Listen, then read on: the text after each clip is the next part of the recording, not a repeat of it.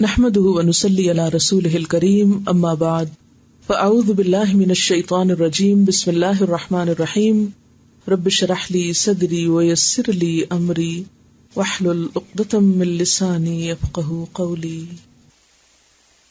سبق نمبر 190 آیت نمبر 63 سے 77 تک، لیسن نمبر 190 آیت نمبر 63 to 77. لفظی ترجمہ: وعباد الرحمن، اور رحمان کے بندے، الذین، وہ لوگ ہیں، یمشون، جو چلتے ہیں، علی الارض، زمین پر، ہونا، تواضع سے، عاجزی سے، واذا، اور جب، خاطبہم، مخاطب ہوتے ہیں ان سے، بات کرتے ہیں ان سے،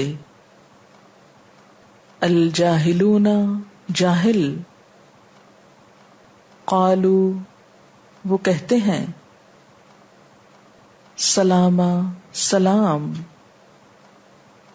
والذین، اور وہ لوگ، یبیتون، جو رات گزارتے ہیں، لربہم، اپنے رب کے لیے، سجدن، سجدہ کرتے ہوئے، وقیاما، اور قیام کرتے ہوئے، والذین، اور وہ لوگ، یقولون، جو کہتے ہیں، ربنا، اے ہمارے رب، اصرف، پھیر دے، عنا، ہم سے، عذاب جہنم، جہنم کا عذاب، ان عذابہا، بے شک اس کا عذاب، کانا، ہے، غراما، لازم ہونے والا، انہا، بے شک وہ، ساعت، برا ہے، مستقرن، ٹھکانا، ومقاما، اور قیام گاہ، والذین، اور وہ لوگ، اذا، جب، انفقوا، وہ خرچ کرتے ہیں،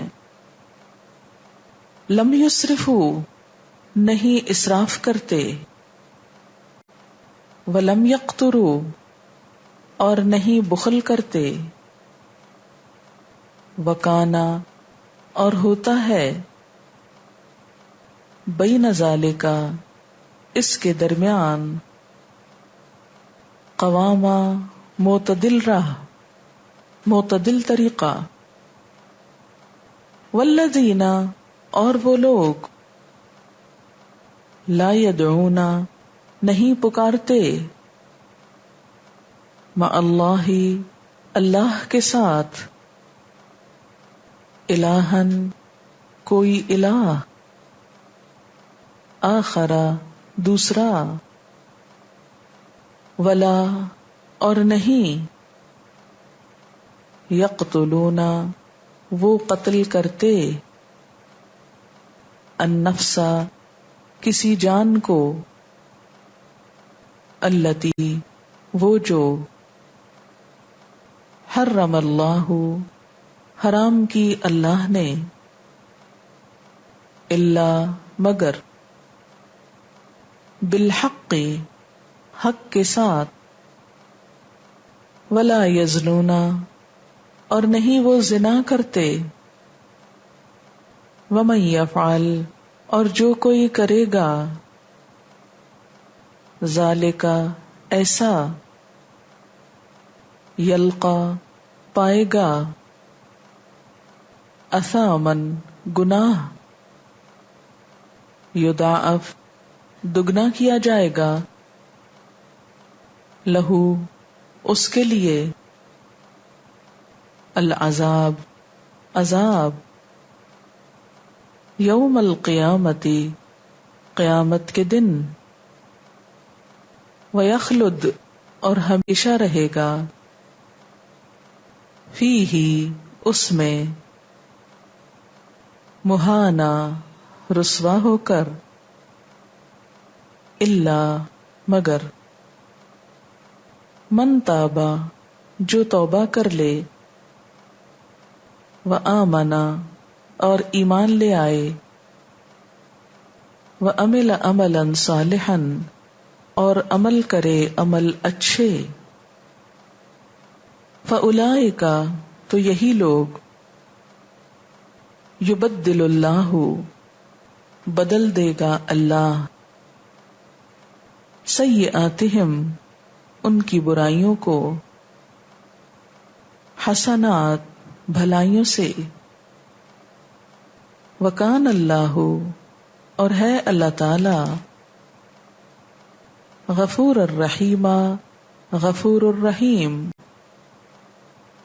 ومن تابا اور جو کوئی توبہ کرے، وعمل صالحا اور عمل کرے اچھے، فإنہ تو بے شک وہ،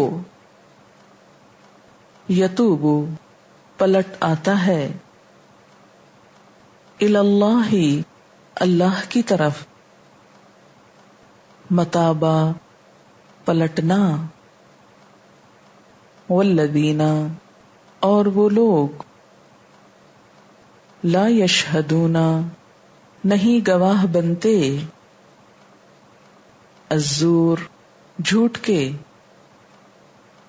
وَإِذَا اور جب،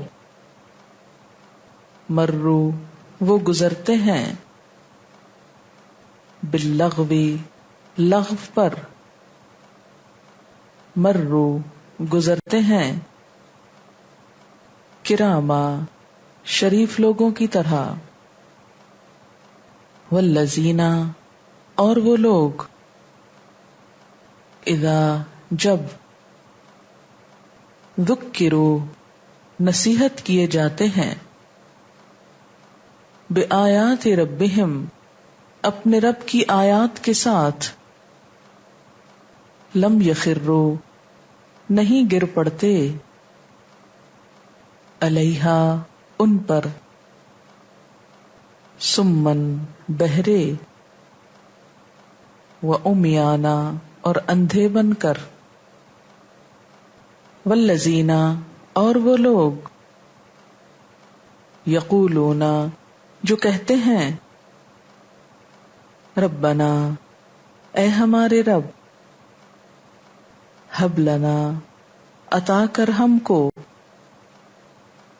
من ازواجنا ہمارے بیویوں میں سے شوہروں میں سے، وذریاتنا اور ہماری اولادوں میں سے، قرۃ اعین ٹھنڈک آنکھوں کی، وجعلنا اور بنا ہم کو، للمتقین متقی لوگوں کے لیے، اماما رہنما، اولئک یہی لوگ، یجزون جزا پائیں گے،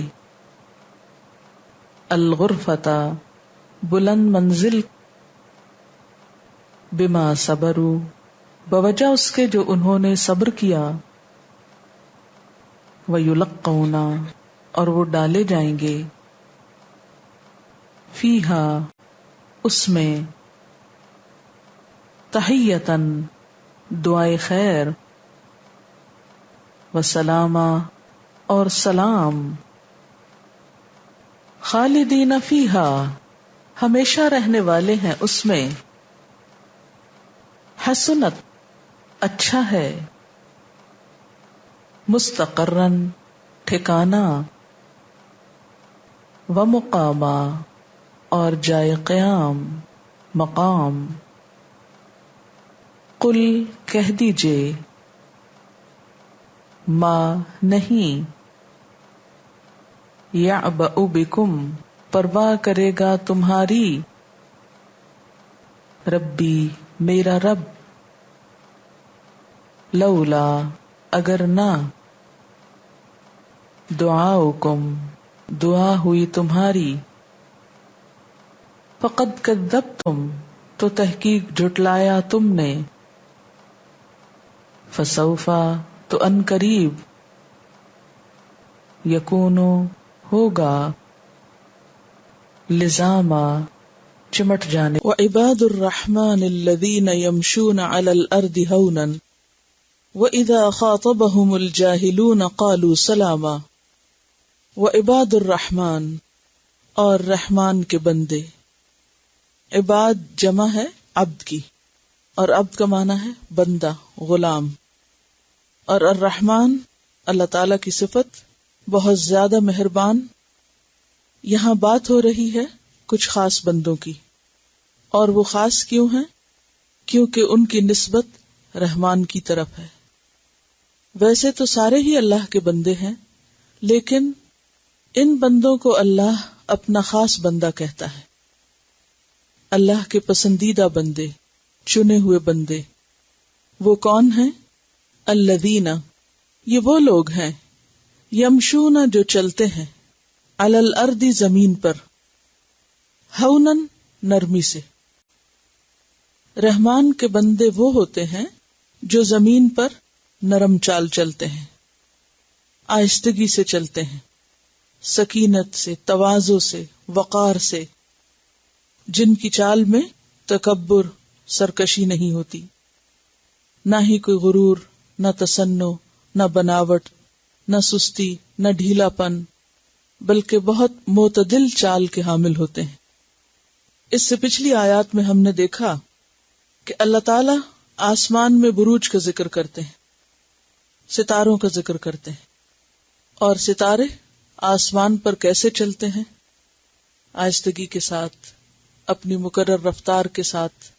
رات کے پہلے پہر میں آپ ستارے دیکھتے ہیں تو ایک جگہ پر ہوتے ہیں، اور رات کے آخری حصے میں دوسری جگہ پر پہنچے ہوئے ہوتے ہیں، لیکن ان کی یہ چال اتنی خوبصورت چال ہوتی ہے کہ جسے دیکھ کر کسی ہنگامے کا نہیں بلکہ سکون کا احساس ہوتا ہے۔ وہ 2 نہیں، 4 نہیں، ہزاروں، لاکھوں اور انگنت تعداد میں ہیں، لیکن اس کے باوجود ان کو دیکھ کر ایک اطمینان کا اور ایک سکون کا احساس ہوتا ہے۔ وہ بھی رحمان کی مخلوق ہے، وہ بھی رحمان کے بتائے ہوئے طریقوں پر اپنی منزلیں طے کر رہے ہیں، اور دوسری طرف اس زمین پر بھی کچھ رحمان کے بندے ہیں جو اس دنیا کے ہنگامے میں اللہ سے تعلق جوڑے ہوئے ہیں اور اس کی مرضی کے مطابق زندگی بسر کرتے ہیں۔ وہ بندے اپنی چال ڈھال سے پہچانے جاتے ہیں۔ ہونن کا لفظ جو ہے یہ ہانا یہون سے ہے، جس کا معنی ہوتا ہے نرم اور آسان ہونا۔ وہ حدیث آپ کو یاد ہوگی جس میں جنت میں جانے والے بندے کی صفات بیان ہوئی، اور جس پر دوزخ کی آگ حرام ہے، کہ وہ کون ہے؟ ہینن لینن۔ تو ہینن کا روٹ بھی ہونن ہی ہے۔ تو گویا نرمی صرف انداز اور گفتگو میں نہیں بلکہ چال ڈھال میں، معاملات میں، اور انسان کی چال اس کی پوری شخصیت کی عکاس ہوتی ہے۔ اس لیے رحمان کے بندوں کی شخصیت ان کی چال میں نظر آتی ہے۔ تو سب سے پہلے ان کی آؤٹر پرسنالٹی اور ظاہری ڈیل ڈول اور چال ڈھال کا ذکر کیا گیا کہ ان کی شخصیت کیسے ہوتی ہے۔ اور چال میں صرف پیدل چلنا ہی نہیں، کسی چیز پہ سوار ہو کے چلنا بھی ہو سکتا ہے، خود چلنا بھی، اور پھر باقاعدہ کہیں چلنا، اور گھر کے اندر اور عام روزمرہ زندگی کے کام کاج کرتے ہوئے بھی چلنا پھرنا سب شامل ہے، کیونکہ کوئی چھوٹے سے چھوٹا کام آپ کو کرنا ہو تو بھی آپ کو چلنا پڑتا ہے۔ تو رحمان کے بندے اپنے چال میں، اپنے کام کاج میں، اپنی موومنٹ میں دوسروں سے مختلف ہوتے ہیں۔ ان کی موومنٹ میں ایک وقار ہوتا ہے، ایک نرمی ہوتی ہے، اور وہ انداز سے جھلکتی ہے۔ اگر ہم چلنے کے معنوں میں ہی چال کو لیں تو پھر ان کی چال کس کس چیز سے خالی ہوتی ہے؟ کچھ تو صفات آپ نے جانی ابھی کہ نہ تکبر، نہ تصنع، اور چلنے کا جو انداز ہے اس میں بھی وہ محتاط ہوتے ہیں۔ ایسی چال سے پرہیز کرتے ہیں کہ جس سے دوسروں کو تکلیف ہو، مثلاً پاؤں گھسیٹ کے چلنا، پاؤں مار کے چلنا، یا ایسے ٹہل ٹہل کے چلنا کہ جس سے پتہ چلے کہ یہ شخص زندگی میں کوئی مقصد نہیں رکھتا، بیکار اور بے مقصد شخص ہے۔ چلتے وقت شور نہ کرنا، پھر سامنے دیکھ کے چلنا، یہ نہیں کہ چلنا ایک رخ پر اور دیکھنا دوسرے رخ پر اور دوسروں سے ٹکریں کھا کے ان کے لیے اذیت کا سامان پیدا کرنا، پھر یہ کہ اپنے کپڑے سمیٹ کے چلنا، پھر اسی طرح اگر کچھ لوگوں کے ساتھ اکٹھے چل رہے ہیں تو اس میں بھی احتیاط برتنا کہ اگر ایسی جگہ ہے کہ جہاں پر سمٹ کے چلنا یا لائن میں چلنے کی ضرورت ہو تو وہاں لائن میں چلنا، ایک ہجوم کی شکل میں نہیں چلنا، دوسروں کے ساتھ ٹکرانے سے بچنا جہاں خاص طور پر رش وغیرہ ہوتا ہے۔ پھر اسی طرح کچھ اور چیزیں بھی چلتے ہوئے ناپسندیدہ ہیں، مثلاً پیچھے مڑ کے دیکھنا، یا سڑک پہ چلتے ہوئے کسی کے گھر یا گاڑی کو گھورنا،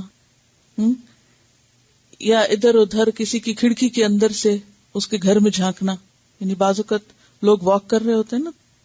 پھر اسی طرح اپنی سوچوں میں اس طرح گم ہونا کہ یہ خبر ہی نہیں ہونا کہ کون پاس سے گزرا ہے، راستے کا حق نہ دینا۔ اسی طرح دوسرے چلتے ہوئوں کو نہ روکنا، یہ بھی اس میں شامل ہے، کیونکہ بعض لوگ کوئی اپنے کام سے جا رہا ہو شخص تو اس کو راستے میں پکڑ کے کھڑے ہو جاتے ہیں، راستے میں روک دیتے ہیں، یعنی خود بھی چلتے ہیں اور دوسروں کو بھی چلنے دیتے ہیں۔ تو چال جو ہے وہ انسان کی شخصیت کی عکاس ہے، اس کی پرسنالٹی اور اس کا اندر ظاہر ہوتا ہے اس کے چلنے کے انداز سے۔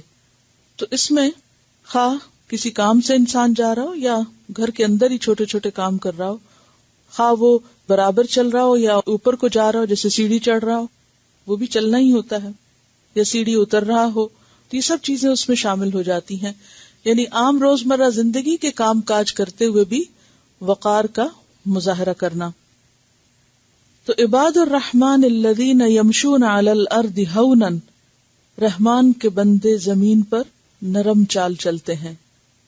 قرآن پاک میں ایک اور جگہ پر فرمایا گیا وَلَا تَمْشِ فِي الْأَرْضِ مَرَحًا، زمین پر اکڑ کے نہ چلو، اتراتے ہوئے نہ چلو۔ ان اللہ لا يحب كل مختال فخور، بے شک اللہ تعالیٰ نہیں پسند کرتا ہر خود پسند شیخی خورے کو۔ سورۃ لقمان آیت 18۔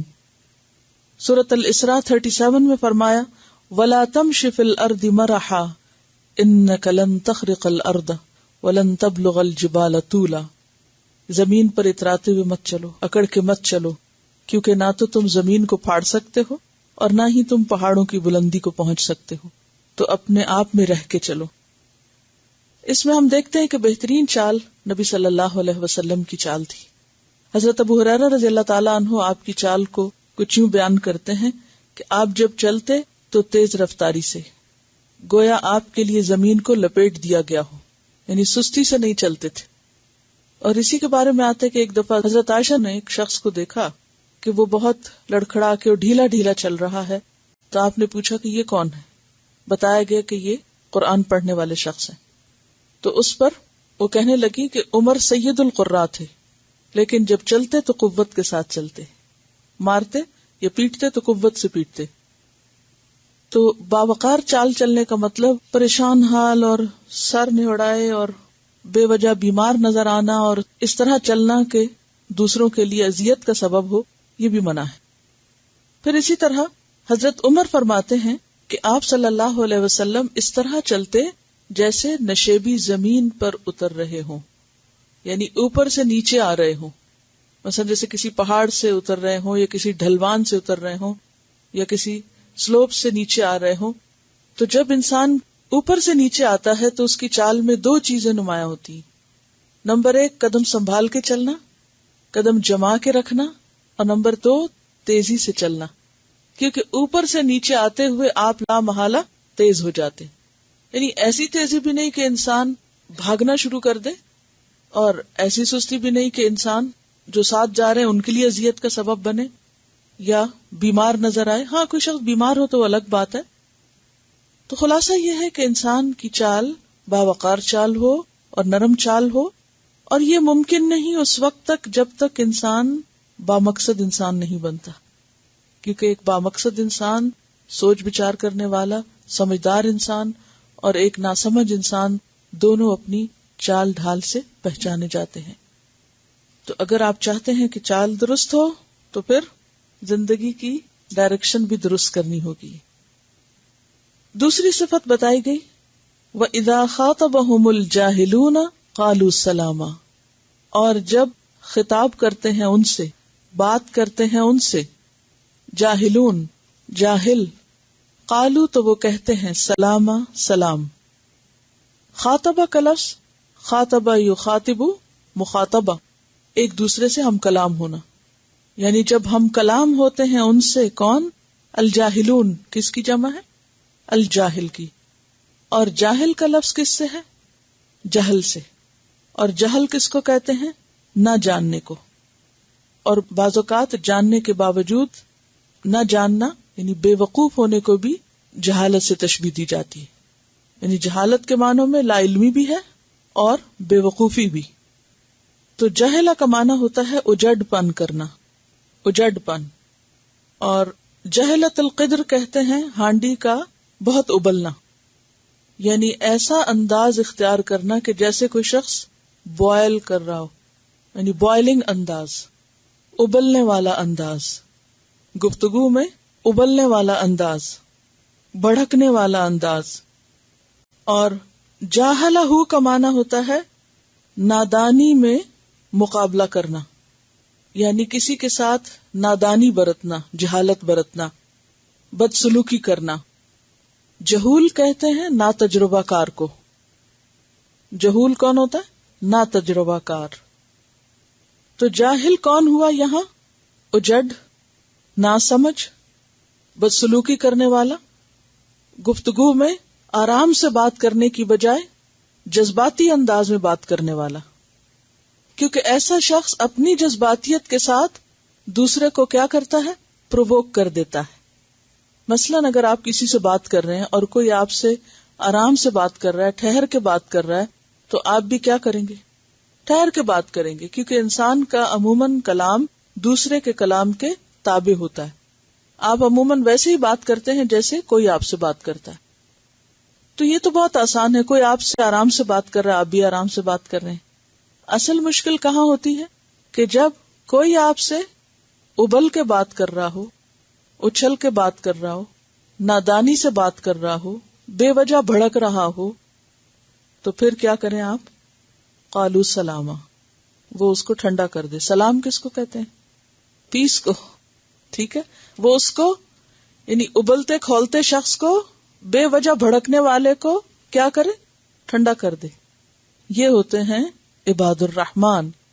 کہاں یہ کہ وہ ابل کے باتیں کریں، وہ ابلنے والوں کو بھی ٹھنڈا کرتے ہیں اپنے رویے کے ساتھ، اپنے معاملے کے ساتھ. وَإِذَا خَاطَبَهُمُ الْجَاهِلُونَ قَالُوا سَلَامًا، یعنی بے فائدہ بحثوں میں نہیں پڑتے، بال کی کھال نہیں اتارتے، اس کے برعکس سلامتی کی بات کرتے ہیں. اور اگر بات حد سے بڑھنے لگے تو وہ جگہ چھوڑ دیتے ہیں. تو یہاں پھر سلام کا دوسرا معنی کیا ہوگا؟ سلام متارکہ. دو طرح کے سلام ہوتے ہیں. ایک سلام ہوتا ہے جب آپ کسی سے ملاقات کرتے ہیں تو جاتے وقت یا داخل ہوتے وقت سلام کرتے ہیں، اور دوسرا سلام کب کرتے ہیں؟ جب واپس نکلتے ہیں. تو یہ جو دوسرا سلام ہے اس کو کہتے ہیں سلام متارکہ، یعنی گڈ بائے کرنے کا سلام جو ہے. تو نمبر ایک یہ ہے کہ وہ بے فائدہ بحثوں میں نہیں پڑتے، کیونکہ قرآن پاک میں سورۃ القصص آیت نمبر 55 میں اللہ تعالیٰ فرماتے ہیں وَإِذَا سَمِعُوا اللَّغْوَ عَارَضُوا عَنْهُ، جب وہ کوئی لغو، بےہودہ، بیکار قسم کی بات، لا یعنی بے مقصد، آؤٹ آف کانٹیکسٹ یا مشتعل کرنے والی بات سنتے ہیں تو وہ کیا کرتے ہیں؟ عَارَضُوا عَنْهُ، اسے اگنور کر دیتے ہیں، اس سے درگزر کر جاتے ہیں. اور پھر اگر وہ سمجھیں کہ محض خاموشی سے کام نہیں چلتا اور دوسرا شخص بے وجہ بحث میں گھسیٹنا ہی چاہتا ہے، تو پھر ان کی کوشش کیا ہوتی ہے؟ اس جگہ کو چھوڑ دیتے ہیں اور سلام کر کے بات بدل کے نکلنے کی کوشش کرتے ہیں وہاں سے. تو یہ دوسرے معنی میں بھی ہم دیکھتے ہیں کہ قرآن مجید میں حضرت ابراہیم علیہ السلام نے اپنے والد کو جب چھوڑا تھا، جب وہ کس پہ اتر آیا تھا؟ آزر، دھمکیوں پہ اور یعنی جہالت پہ، جہالت ہی کہنا چاہیے. تو اس وقت انہوں نے کیا کہا تھا؟ قال سلام علیک ساستغفر لک ربی، سورۃ مریم 47. سلام ہو تجھ پر، ان قریب میں تیرے لیے اپنے رب سے بخشش مانگوں گا. تو یہ جو سلام کیا تھا ابراہیم علیہ السلام نے، یہ کون سا سلام تھا؟ سلام متارکہ.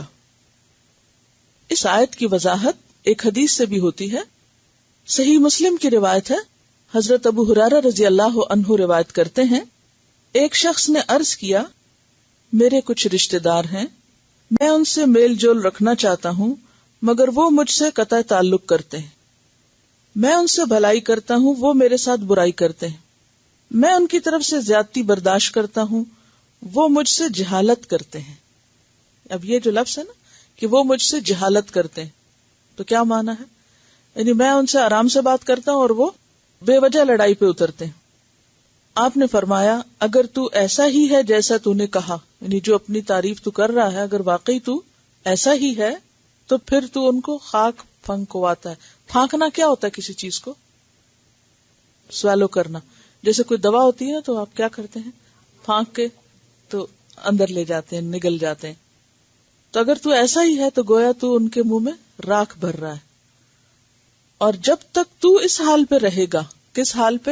کہ ان کی جہالت کے مقابلے میں آرام سے بات کرنے اور باقی بھی یعنی برائی کے مقابلے میں بھلائی، تو اللہ کی طرف سے ایک مددگار تیرے ساتھ برابر رہے گا.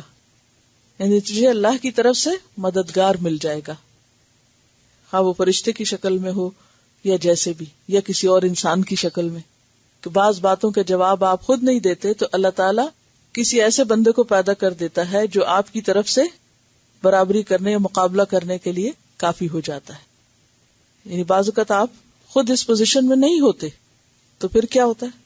کوئی اور بیچ میں سے نکل آتا ہے جو وہ کام کر دیتا ہے جو آپ کو کرنا ہوتا ہے. تو مددگار اللہ ہی بہتر جانتا ہے، لیکن یہ اللہ کا وعدہ ہے کہ جو دوسرے کی جہالت یا دوسرے کی زیادتی کے مقابلے میں سلامتی کا رویہ اختیار کرے اور لڑائی جھگڑے سے پرہیز کرے تو اسے اللہ تعالیٰ کی مدد حاصل ہوتی. اس آیت میں آپ دیکھ رہے ہیں کہ دو باتوں کا ذکر ہے، ایک تو ہے چال کا اور دوسرے ہے گفتگو کا. اور ان دونوں چیزوں میں اعتدال اور ان دونوں چیزوں میں درستگی انسان کی بہت سی صلاحیتوں، انرجیز، قوتوں اور اس کے اوقات کو صحیح طور پر استعمال کرنے کا سبب بنتی ہے. کیونکہ انسان اگر بیکار کی باتوں میں الجھتا ہے تو نتیجہ کیا ہوتا ہے؟ آپ اپنی انرجی کہاں لگا رہے ہیں؟ دیکھیں نا، غصہ کرنے کے لیے بھی، جذباتیت اختیار کرنے کے لیے کیا چاہیے ہوتا ہے؟ توانائی چاہیے ہوتی ہے نا. تو جب آپ اپنی انرجی لگا رہے ہیں بولنے میں، بولے جا رہے ہیں بے فائدہ، تو کیا کر رہے ہیں؟ انرجی لگا رہے ہیں نا، وقت لگا رہے ہیں نا. تو اس کا کیا ہوگا؟ فائدہ یا نقصان؟ نقصان. تو جب آپ بیکار قسم کی باتوں پر انرجی ضائع کر بیٹھتے ہیں تو پھر اچھے کاموں کے لیے طاقت ہی نہیں رہتی. پھر آپ تھک کے سو جاتے ہیں، نمازیں بھی لیٹ ہو جاتی، اور بھی کرنے کے کام رہ جاتے ہیں. آپ نے دیکھا ہوگا کہ جو دن آپ کا کسی کے ساتھ جھگڑے میں گزرے، اس دن کے باقی کاموں کا کیا ہوتا ہے؟ سب خراب ہو جاتے ہیں، ساری روٹین ڈسٹرب ہو جاتی. کیونکہ جو ایک مفید پروڈکٹیو کام تھا اس کا وقت کس نے لے لیا؟ بیکار قسم کے جھگڑے نے لے لیا. تو اس لیے اللہ کے جو خاص بندے وہ اپنی صلاحیتوں کو، اپنی قوتوں کو، اپنے اوقات کو، ان تمام چیزوں کو صحیح جگہ پر استعمال کرتے ہیں، ان کو سنبھالتے ہیں یا ان کی حفاظت کرتے ہیں اور ان کے معاملے میں محتاط ہوتے ہیں. اور تقوی اسی چیز کا نام ہے، بچ بچ کے رہنا. والذین یبیتون لربہم سجدا وقیاما، اور وہ لوگ جو رات گزارتے ہیں. بات یبیت بیت کا معنی کیا ہوتا ہے؟ رات گزارنا. لربہم، اپنے رب کے لیے. سجدن، ساجد کی جمع، سجدہ کرتے ہوئے.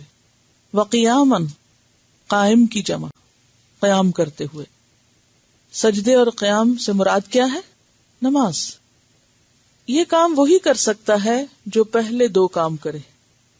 کہ چال میں نرمی ہو اور گفتگو محتاط ہو، تو پھر اس کے پاس واقعی ایسی انرجی ہوگی کہ وہ رات کی عبادت کر سکے. اگر آپ بے وجہ دوڑ رہے ہوں، بھاگ رہے ہوں، بیکار کاموں میں مشغول ہوں اور بیکار باتوں میں، لغویات میں مشغول ہوں، تو آپ ایسے تھک کے سوئیں گے کہ پھر رات کو اٹھنا مشکل ہوگا.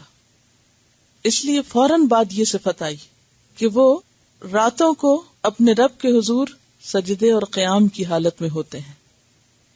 صحابہ کرام ایک لشکر پر تھے، تو کوئی دشمن کا جاسوس لشکر میں آیا اور دیکھتا رہا کہ یہ لوگ کیسے ہیں اور کیا کرتے ہیں، اور ان کی ساری عادات اور ان کے دن رات کا جائزہ لیا. جب واپس گیا تو اس سے پوچھا گیا کہ ان لوگوں کو کیسا پایا، تو کہنے لگا فرسان بالنہاری ورہبان باللیل، دن کو گھڑ سوار ہیں اور رات کو راہبوں کی طرح عبادت کرتے ہیں. رات کے راہب ہیں اور دن کے سوار ہیں، یعنی دن کے وقت اپنے آپ کو بہترین کاموں میں مشغول رکھتے ہیں، یعنی جہاد کرنے والے ہیں. گھڑ سوار کا مطلب کیا کہ یا تو وہ سوار ہیں یا پھر اس کی ٹریننگ لے رہے ہیں یا اس کی تیاری میں ہیں، اور دوسری طرف راتوں کو عبادت کرنے والے ہیں.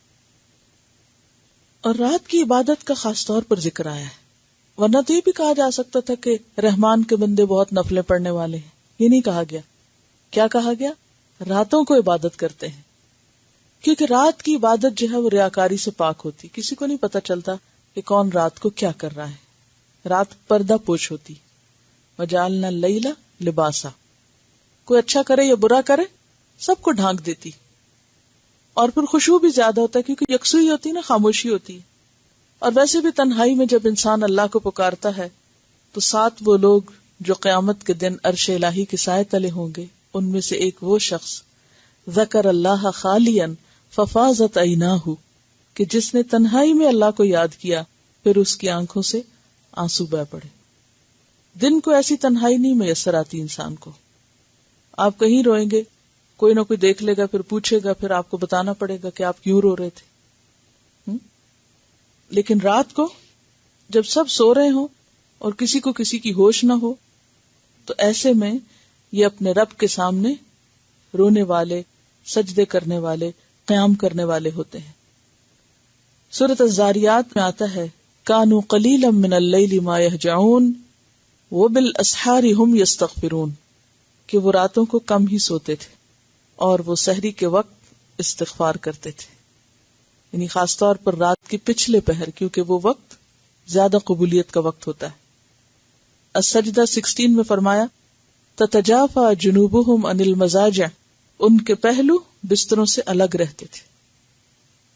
الزمر 9 میں فرمایا امن هو قانت آناء اللیل ساجدا وقائما یحذر الآخرہ ویرجو رحمت ربہ، کیا بھلا وہ شخص جو رات کی گھڑیوں میں سجدہ اور قیام کرتے ہوئے وقت گزارتا ہے، آخرت سے ڈرتا ہے اور اپنے رب کی رحمت کا امیدوار ہے، اور اس وقت وہ قیام کرتا ہے اور اللہ کی عبادت کرتا ہے، تو وہ شخص جو اس کے برعکس عمل کرتا ہو وہ برابر کیسے ہو سکتا ہے؟ بظاہر دیکھنے میں یہ عمل بہت مشکل نظر آتا ہے، لیکن یہ ان لوگوں کو ضرور توفیق ہو جاتا ہے جو پہلی دو صفات اختیار کرتے ہیں. اگر آپ واقعی چاہتے ہیں کہ آپ رات کی عبادت کے قابل ہوں تو فالتو گفتگو بند کر دیجیے، بحث مباحثے اور جھگڑوں سے پرہیز کیجیے، تو پھر آپ دیکھیں گے کہ کتنی انرجی بچتی ہے. جب ہم چھوٹی چھوٹی باتوں کو بہت بڑا بنا لیتے ہیں، کتنی چیزیں پھر ہمارے دماغ میں گھومتی رہتی ہیں، پھر جب ہم سونے لگتے ہیں تو ہمیں نیند نہیں آتی. کیوں؟ کوئی ایک بات یاد آتی، کوئی دوسری آتی. اب جب آپ رات کو دیر سے سوئیں گے تو کیا ہوگا؟ سحری کو کہاں اٹھ سکیں گے؟ اور پھر آپ دیکھیے کہ عموماً رات کو سوتے وقت دیر ہوتی بھی کیوں ہے؟ کبھی ایک ٹیلی فون کال ہے، اس پہ لمبی گفتگو ہو رہی ہے، کبھی کوئی کہیں نکل گئے، کوئی آ گیا، کوئی ادھر ادھر بے مقصد گھومنا پھرنا. تو جو لوگ دن میں بے مقصد زندگی گزاریں پھر وہ رات کو نہیں اٹھ سکتے. والذین یقولون ربنا اصرف عنا عذاب جہنم، یہ ہے رحمان کے بندے جن کی دعائیں آخرت کی فکر میں ہوتی ہیں، اور وہ جو کہتے ہیں اے ہمارے رب پھیر دے ہم سے جہنم کا عذاب، یا رب ہم سے جہنم کا عذاب پھیر دے. انداز آپ دیکھیے، کہہ رہے ہیں کہ یا رب ہم سے جہنم کا عذاب پھیر دے. سوال یہ پیدا ہوتا ہے کہ ابھی تو جہنم دیکھی نہیں، تو یہ کیا کہہ رہے ہیں کہ پھیر دے؟ یہ کون کہتا ہے کہ یا رب پھیر دے، ہٹا دے؟ جو جہنم کو اس شدت سے محسوس کرتا ہو کہ گویا وہ سامنے کھڑی اور اس میں وہ جانے لگا، تو وہ کیا کہتا ہے کہ یا رب تو اس سے ہمیں بچا لے، اس کو ہم سے ہٹا دے. یہ ہے رحمان کے بندے جن کی دعا نمبر 1 کیا ہے، فکر نمبر 1 کیا ہے؟ جہنم کی آگ، کیونکہ وہ ذلیل و رسوا کرنے والی ہے، تکلیف دہ ہے. ان عذابہا، بے شک اس کا عذاب، کان غراما، ہے چمٹنے والا. غرامہ کا لفظ جو ہے یہ غرم سے ہے. غرم کہتے ہیں تاوان کو، جرمانے کو، فائن جس کو آپ کہتے ہیں. غریم کہتے ہیں قرض خواہ کو. قرض خواہ کون ہوتا ہے؟ جس کو قرض دوسرے کو دے کے واپس لینا ہوتا ہے، یعنی جو مالک ہوتا ہے مال کا. تو جو قرض خواہ ہوتا ہے وہ کیا کرتا ہے؟ مقروض سے چمٹ جاتا ہے، اس کے پیچھے پڑ جاتا ہے، اس کا پیچھا نہیں چھوڑتا. تو جہنم کا عذاب بھی کیسا ہے؟ جیسے کسی مقروض کے وہ پیچھے پڑ جائے. وہ پیچھے ہم نے پڑھا تھا نا کہ وہ ہر انسان اپنے عمل کی وجہ سے کیا ہے؟ گروی ہے. تو ہر ایک کو اپنے آپ کو اس میں سے چھڑانا ہے. تو جہنم جو ہے وہ پکڑ لینے والی ہے، چمٹ جانے والی ہے. تو وہ کیا دعائیں کرتے ہیں کہ یا رب اس کا عذاب تو اگر ایک دفعہ چمٹ گیا تو یہ تو جان چھڑانی محال ہوگی. تو ان عذابہا کان غراما، بے شک ہے اس کا عذاب غرام. غرام کیا ہے؟ چمٹ جانے والا، مصیبت. مسلسل تکلیف کے لیے بھی لفظ استعمال ہوتا ہے. فہم تکلیف، عذاب دائم، جو چھوڑے گا ہی نہیں. انہا ساعت مستقرن، بے شک وہ ہے بری چیز. ساعت بری، مستقرن ٹھہرنے کی جگہ. مستقر کا لفظ قاف رے سے قرار سے، یعنی رہنے کی جگہ، اسم ظرف مکان ہے. ومقاما، اور جائے قیام، یہ بھی کیا ہے؟ اسم ظرف مکان ہے. جہنم تو بدترین ٹھہرنے کی جگہ اور جائے قیام ہے. بدترین گھر ہے جو کسی کو ملے. ٹھہرنے کی جگہ کیا ہوتی ہے؟ یا اپنا گھر، یا کوئی ہوٹل وغیرہ، یا کوئی بھی ایسا اسپاٹ جہاں کوئی قیام کرے، ٹیمپرری آرام کی جگہ. تو کہا کہ وہ تو ٹیمپرری قیام کے لیے یا مستقل قیام کے لیے مستقر اور مقام جو ہے بدترین جگہ ہے. تو اس آیت سے کیا پتہ چلتا ہے کہ عباد الرحمن اللہ کے عذاب سے ڈرتے ہیں. بات یہ ہے کہ ایک طرف اللہ تعالیٰ ان کو اپنے بندے کہہ رہا ہے اور دوسری طرف وہ عذاب سے ڈرتے ہیں. ایک طرف ان کی نسبت رحمان کے ساتھ ہے اور دوسری طرف وہ ڈرنے والے لوگ ہیں. تو ایسا کیوں ہے؟ کیا وہ بہت خراب لوگ ہیں اس لیے ڈرتے ہیں؟ نہیں، یہ وہی لوگ ہیں جن کا ذکر سورۃ المؤمنون میں آیا، والذین یؤتون ما آتوا وقلوبہم وجلہ. یہ وہ لوگ ہیں جو دیتے ہیں جو بھی وہ دیتے ہیں اور ان کے دل کانپ رہے ہوتے ہیں. دے کر بھی کانپ رہے ہوتے ہیں اللہ کے راستے میں. کہاں یہ کہ عبادت کا کوئی تکبر یا غرور آئے یا کوئی اکڑ جائے کہ ہم نے اتنا اور اتنا اللہ کے راستے میں دیا ہے. اس کے برعکس وہ اتنے ہمبل ہوتے ہیں کہ دے کے بھی ڈرتے رہتے ہیں. اور کیوں ڈرتے ہیں؟ انہم الی ربہم راجعون، کہ وہ اپنے رب کی طرف پلٹنے والے ہیں. سورۃ المؤمنون آیت 60. اور چونکہ جہنم ایک ایسی چیز ہے کہ جس کے بارے میں انسان جتنا بھی سوچے اتنا ہی زیادہ خوفناک ہے، اور اس میں سے سب سے زیادہ جو اس کی خوفناک چیز ہے وہ اس کا پکڑ لینا اور پیچھے پڑ جانا اور سخت مصیبت ہونا ہے. قرآن پاک کی دوسری آیات سے بھی پتہ چلتا ہے کہ جہنم کا عذاب جو ہے وہ دائمی ہوگا. خالدین فیہا کا لفظ بار بار آتا ہے. سورۃ المائدہ 37 میں آتا ہے وَلَهُمْ عَذَابٌ مُقِيمٌ، اور ان کے لیے عذاب ہے دائمی، یا مقامن اور مقیم. سورۃ النبا میں آتا ہے فَلَن نَزِيدَكُمْ إِلَّا عَذَابًا، ہم نہیں ہرگز زیادہ دیں گے تم کو مگر عذاب ہی، یعنی عذاب پر عذاب. سورۃ البقرہ میں آتا ہے 162 لا يخفف عنهم العذاب ولا هم ينظرون. الاسراء 97 میں آتا ہے کلما خبت زدناہ سعیرا. النساء 56 میں آتا ہے کلما نضجت جلودہم بدلناہم جلودا غیرہا لیذوقوا العذاب، یعنی ایک کھال جل جائے گی تو اوپر سے پھر کھال دے دی جائے گی کہ پھر جلے، یعنی عذاب کہیں ختم ہونے کا نام نہ لے گا بلکہ بڑھتا چلا جائے گا۔ تو اس لیے عباد الرحمن جہنم کے عذاب سے ڈرتے ہیں۔ والذین، اور وہ لوگ، اذا انفقوا، جب وہ خرچ کرتے ہیں، یعنی مالی معاملات میں بھی بہت سمجھدار ہوتے ہیں۔ والذین اذا انفقوا، اور وہ لوگ جب وہ خرچ کرتے ہیں، کس پر؟ اپنی ذات پر یا اپنے اہل و عیال پر، لم یسرفوا، وہ اسراف نہیں کرتے، فضول خرچی نہیں کرتے، حد سے نہیں بڑھتے، اوور سپینڈنگ نہیں کرتے، بلکہ کیا کرتے ہیں؟ اعتدال برتتے ہیں۔ یہاں اسراف کا لفظ استعمال ہوا ہے۔ اسراف کہتے ہیں نمبر 1 ناجائز کاموں میں خرچ کرنے کو، نمبر 2 جائز کاموں میں حد سے بڑھ کے خرچ کرنے کو، اور نمبر 3 ریاکاری اور نمائش کے لیے خرچ کرنے کو۔ ایک ہو گیا ناجائز، دوسرا ہے حد سے بڑھ کے، اور تیسرا ہے ریاکاری اور دکھاوا۔ اس بات کی تفصیلات سورۃ البقرہ میں گزر چکی ہیں۔ ولم یقتروا، اور نہ وہ کنجوسی کرتے ہیں، بخل کرتے ہیں۔ یقتروا کا لفظ قطرہ سے ہے، قاف تیرے، بہت کم خرچ کرنا۔ اسراف کی ضد ہے اقتار، جائز ضروریات پر بھی ضرورت سے کم خرچ کرنا، یعنی اپنے اوپر یا بچوں پر۔ قرآن پاک میں آتا نا وَعَلَى الْمُقْتِرِ قَدْرُهُ، پڑھا آپ نے پیچھے۔ مقتر یعنی تنگ دست، یعنی جس کے پاس تھوڑا ہوتا ہے پھر وہ کیا کرتا ہے؟ خرچ بھی کم کرتا ہے۔ تو اسی طرح بعض اوقات کسی کے پاس زیادہ بھی ہوتا ہے تو وہ ایسا نظر آئے جیسا اس کے پاس ہے ہی نہیں، تو وہ اس میں شامل ہے۔ تو اسراف کے برعکس اقتار کیا ہے؟ ضرورت کے مطابق خرچ نہ کرنا، نہ اپنے آپ پہ نہ اپنے بیوی بچوں پہ۔ اور نمبر 2 نیکی اور بھلائی کے کاموں میں خرچ نہ کرنا، یہ بھی بخل ہے۔ بعض لوگ اپنے اوپر تو خوب خرچ کر لیتے ہیں، گھر والوں پہ بھی بہت کچھ خرچ کر دیتے ہیں، بیوی بچوں کی ہر فرمائش پوری کر دیتے ہیں، لیکن جب دین کے لیے، اللہ کے لیے خرچ کرنے کی بات آتی، یا کسی ضرورت مند پہ خرچ کرنے کی بات آتی، یا کسی رشتہ دار پہ خرچ کرنے کی بات آتی، تو اس وقت وہ کیا کرتے ہیں؟ بخل سے کام لیتے ہیں۔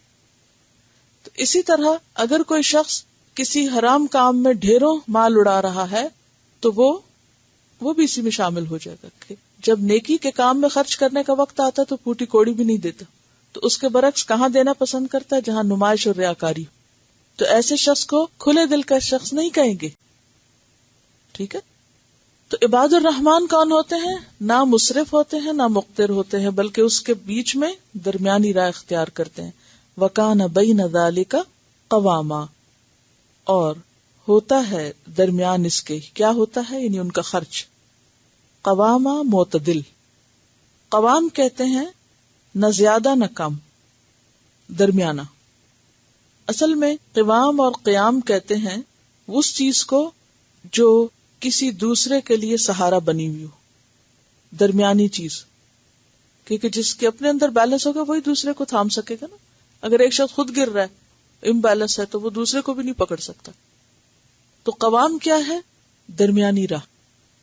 والذین اذا انفقوا لم یسرفوا ولم یقتروا وکان بین ذلک قواما۔ اور قرآن پاک میں آپ پڑھ ہی چکے ہیں کہ ضرورت سے زائد خرچ کرنے والے شیطان کے بھائی ہوتے ہیں۔ ولا تبذر تبذیرا ان المبذرین کانوا اخوان الشیاطین، سورۃ الاسراء 27۔ اور اسی طرح ولا تجعل یدک مغلولۃ الی عنقک ولا تبسطها كل البسط فتقعد ملوما محسورا، الاسراء 29۔ اور آپ صلی اللہ علیہ وسلم نے فرمایا فقہ الرجل قصدہ فی معیشتہ، انسان کا سمجھدار ہونا کیا ہے؟ اپنی گزران میں میانہ روی اختیار کرنا، یعنی اعتدال سے خرچ کرنا سمجھدار ہونے کی علامت ہے، نہ ضرورت سے زائد اور نہ ضرورت سے کم، اور نہ دکھاوے کے لیے اور نہ ہی ضرورت کے وقت بھی خرچ نہ کرنا۔ صحیح بخاری کی روایت میں آتا ہے کہ بہترین صدقہ وہ ہے جس کے بعد انسان خود بھی محتاج نہ ہو.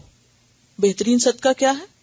عن ظہر غنن، جس کو دینے کے بعد انسان خود دوسروں کے آگے ہاتھ نہ پھیلانا شروع کر دے، خود فقیر نہ ہو بیٹھے. اور کون ہوتے ہیں رحمان کے بندے؟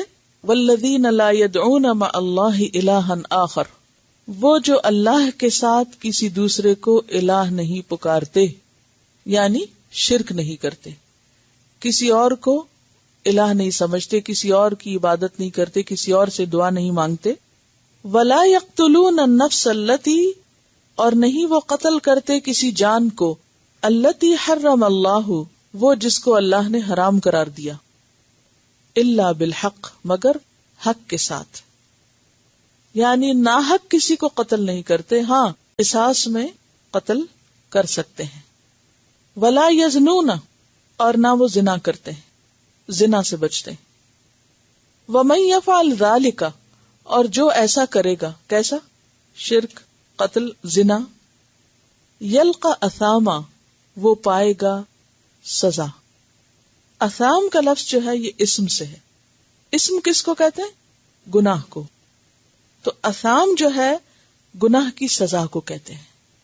اور اسی طرح اثام جو ہے جہنم کی ایک وادی کے لیے بھی آتا ہے جو سخت عذابوں سے پر ہے. تو جو یہ کرے گا یعنی شرک، قتل اور زنا، وہ اس کی سزا پائے گا، گناہ کا بدلہ پائے گا، سزا بھگتے گا، کیونکہ یہ کبیرہ گناہوں میں سے ہے.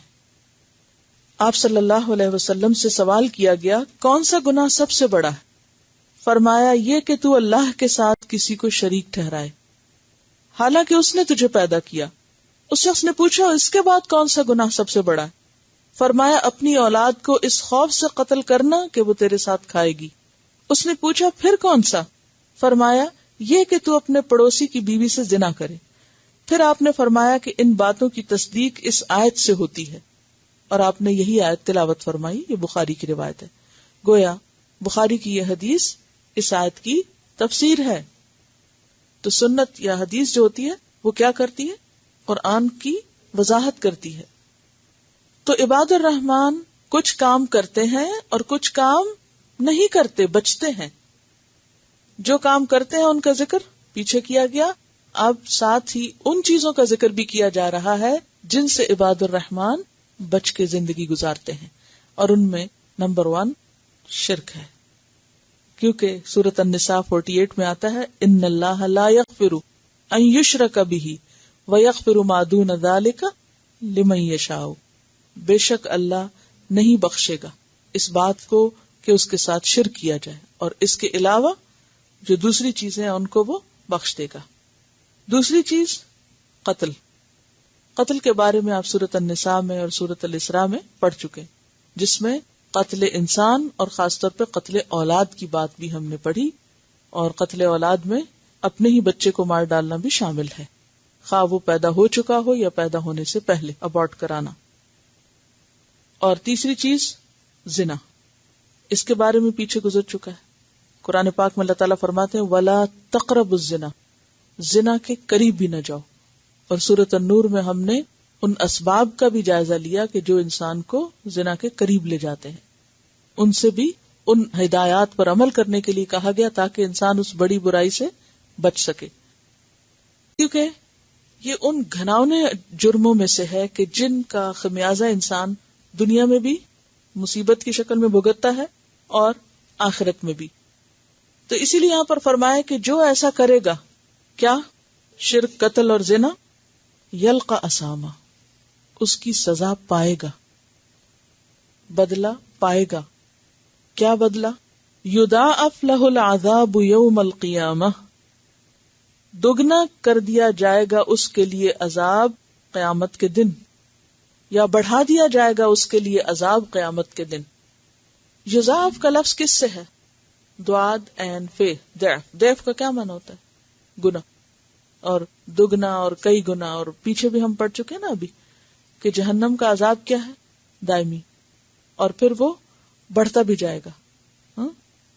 سورۃ النبا کی آیت ہے فَلَن نَّزِيدَكُمْ إِلَّا عَذَابًا، کہ ہم ان کو عذاب کے سوا کسی چیز میں اضافہ نہ کریں گے. النبا 30 آیت. تو اس سے کیا پتہ چلتا ہے کہ زیادتی ہوتی چلی جائے گی عذاب میں. کلما خبت زدناہم سعیرا کلما نضجت جلودہم بدلناہم جلودا غیرہا. تو یہی معنی ہے یضاعف لہ العذاب.